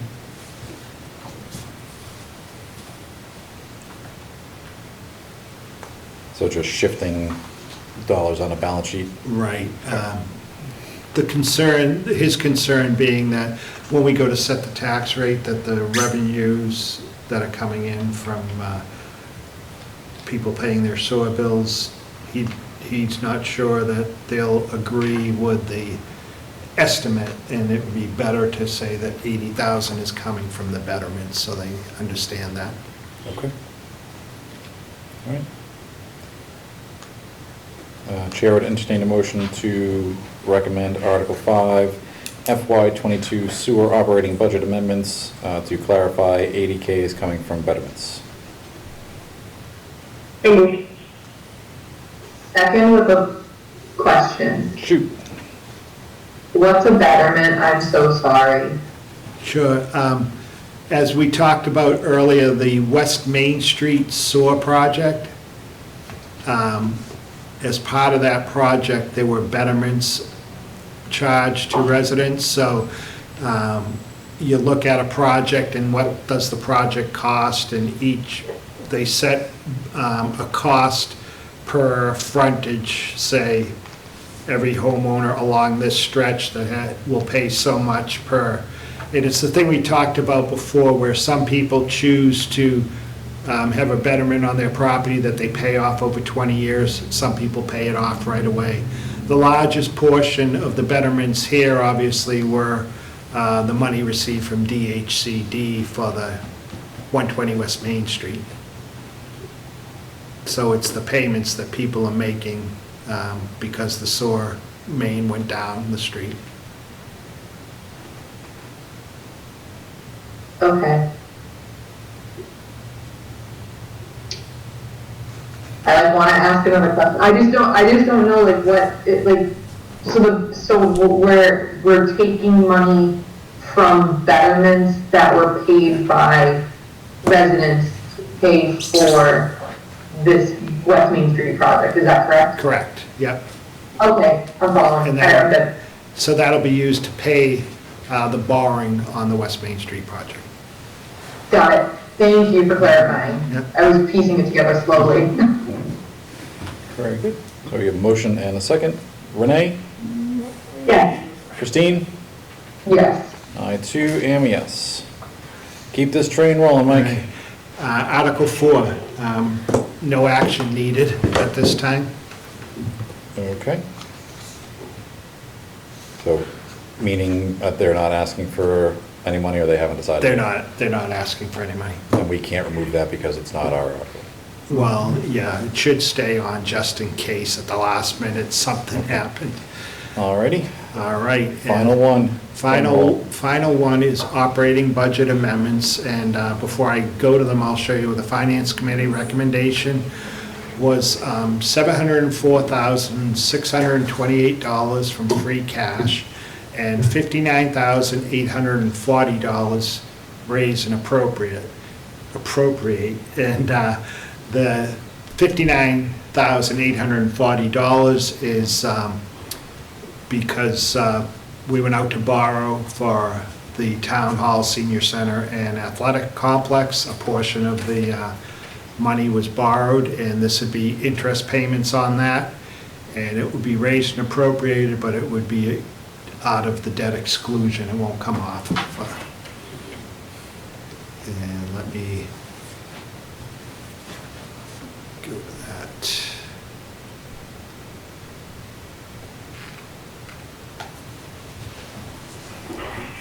Okay, so these are the items that were approved. The first, under assessors, salary, $7,824, and there's two parts of this. One was just a miscalculation of the salaries in the assessor's office for a little over $1,000, and the balance is because one of the staff in the office works 28 hours, and this would increase the hours to 37.5. The assessors have said that the workload, they need the extra hours, and that would be $6,691 for the year to add go from 28 hours to 37.5. And the next item, treasurer, was also salary. A couple things, adjustment for the new treasurer and the two of the were working together for a short period of time to have a smooth transition. Town clerk, $5,000 under expense. Lucia has requested this because of the zoning changes that have been made recently. General code has to update the bylaws in the general code, and that's what the $5,000 will be for. Data processing was just a salary adjustment for the data processing for Charlene. She did not put in for any salary increase when she put in her budget this year, so that's what that is for. Police overtime, the request was for $45,000, and the recommendation is $27,000, and obviously for both the police and fire overtime, it's not what they were looking for, and they'll do their best, and we hope that they can get through the year without having to come back. Last year, we were fortunate there were some turnbacks from public safety last year. It all depends, obviously, on what the winter's like and what emergencies come up, what injuries, what sicknesses happen. So hopefully we can get through on that. Salary, new hires, the original request was $45,000, and it was approved at $27,500 for one new hire instead of two.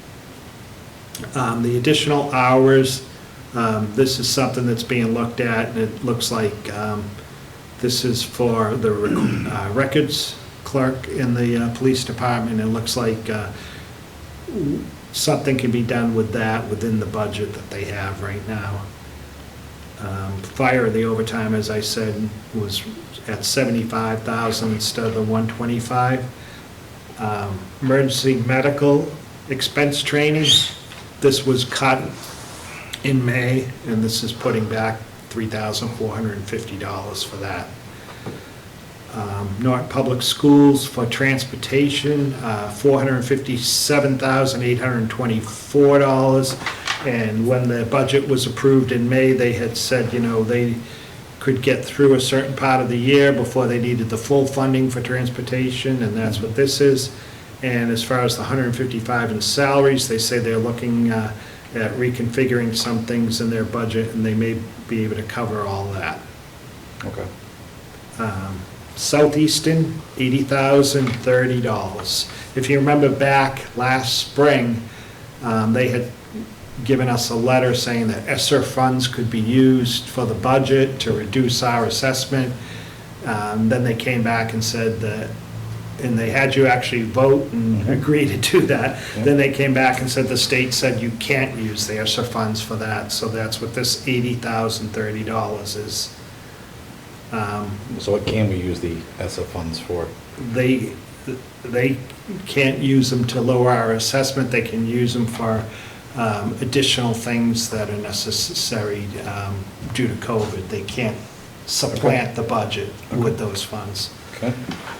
And then Medicare supplement, this is $14,000. This is just due to new hires that weren't anticipated by the treasurer when she had made her budget projections back in March.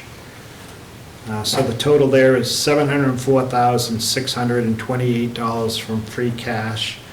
And then the second item is what I had talked about before, the $59,840 is raise and appropriate to pay interest on the borrowing for the town hall, senior center, and school athletic complex. So what is that interest covering? Is that just the short-term borrowing that we've done to, we had to, for example, the train project, we had to borrow $3 million. They had to give train $3 million up front. Okay. And it will cover any of the design work that has to be done. Okay, so this is pre-borrowing to fund the activity. Yep. But why is the train project associated with town hall and senior center? It's That's part of the borrowing that we just did. It was all. So it's all bundled together? Right, exactly. Okay. Train, town hall, senior center. Mike, can you just change that use and put train in there then? Because I had the same question, because we've never grouped them together, Yep. Okay. just so it's transparent to people. All right, so it's to enable the cash flow needed to move the Right. project forward? Yep. Okay. Very good. And then can you add too, if it does impact, I know you have town hall senior center, if it's the athletic, can you add that The into this train, as well? actually, I'm wrong in that. I take that back. I shouldn't have said train. Train is not in this, because this is just for the debt exclusion. So Okay. it's the field and the town hall and the senior center. Okay. Okay. Then you can add in the athletic field? Yep. Okay. Okay, thank you. That would be great. All righty. Any additional questions on this? Seeing none, Chair would entertain motion to recommend Article 3 FY '22 operating budget amendments, $704,628 from free cash, $59,840 raise and appropriate. So moved. Second. Renee? Yes. Christine? Yes. I too am a yes. The only article I see, I don't know if you ever, and Paul couldn't be here tonight, he's on The master vacation. plan? The master plan, I don't know if you ever, I don't think you took a vote on that. I don't think. Oh, Mike, I was gonna mention that was open online when you said this was the last one. I just noticed that. I'm comfortable with voting on it, just from my personal exposure to it. If we would prefer to not vote, since Paul couldn't be here to present, I'm fine with that. At the discretion of the board. I'm good for voting. I'm good for voting too, but I still would like him to come and present to us. Yeah. Right. So we got a make-up date for that. In the future, yeah. All right, Chair would entertain a motion to recommend Article 11, Master Plan, as presented by Planning. So moved. Second. Okay, Renee? Yes. Christine? Yes. I too am yes. Hallelujah. One done. And can we have them do that next meeting, so it's before the, oh, it's still not gonna be before not the gonna be. meeting, the 28th, not the 18th. Never mind. You said and. I don't like that, Mike. No, I just wondered, did you want to vote? I mean, if you sign the warrant, you sign the warrant. Do you want to vote to approve and sign the warrant with Well, we these probably articles should. that you pulled out tonight? Yep. Chair would entertain a motion to authorize the signing of the fall town meeting as voted on and amended this evening. So moved. Second. Okay, Renee? Yes. Christine? Yes. I too am a yes. All right. Can I put this down now? Thank you. All right. Discussion on Xfinity Traffic Center issues. Since the concert season is over and it is almost 10:30, I suggest that perhaps we put this to next time, unless there is a urgent need to discuss this tonight. No. Cool. I see nothing under Town Manager's report, so we'll skip that. Select Board report and mail. Anything in your world? Nope. Nope. So Not 10:30.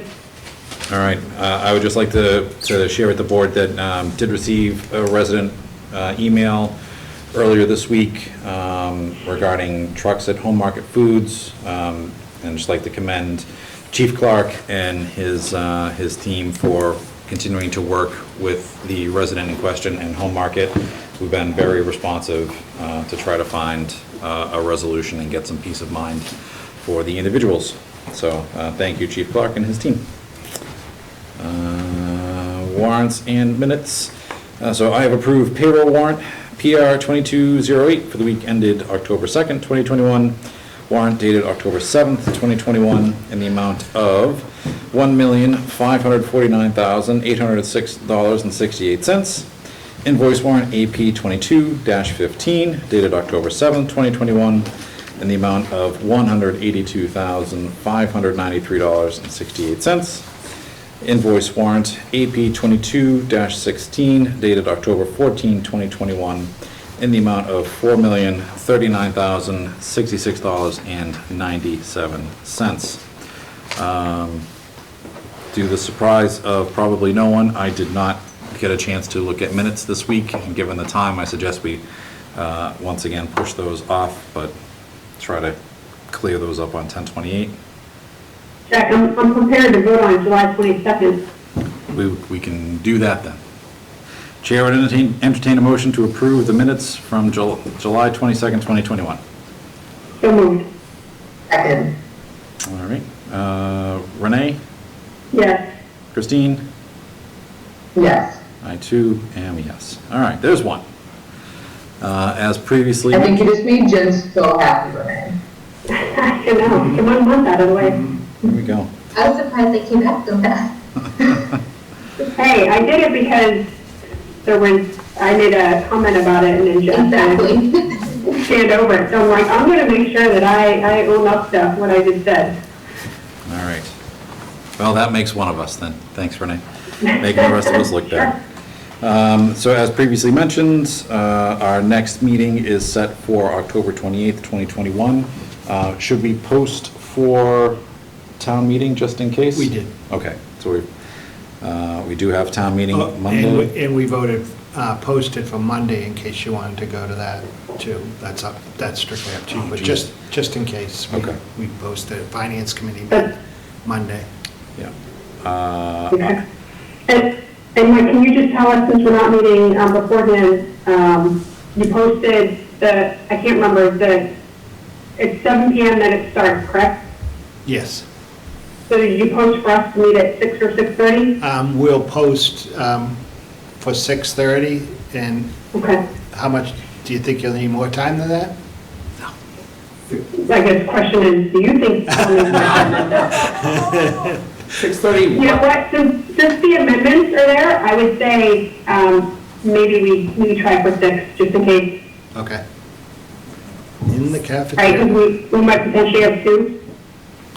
All right, 6 on 10/25. So that is our next meeting, 6 p.m., 10/25 in the high school cafeteria.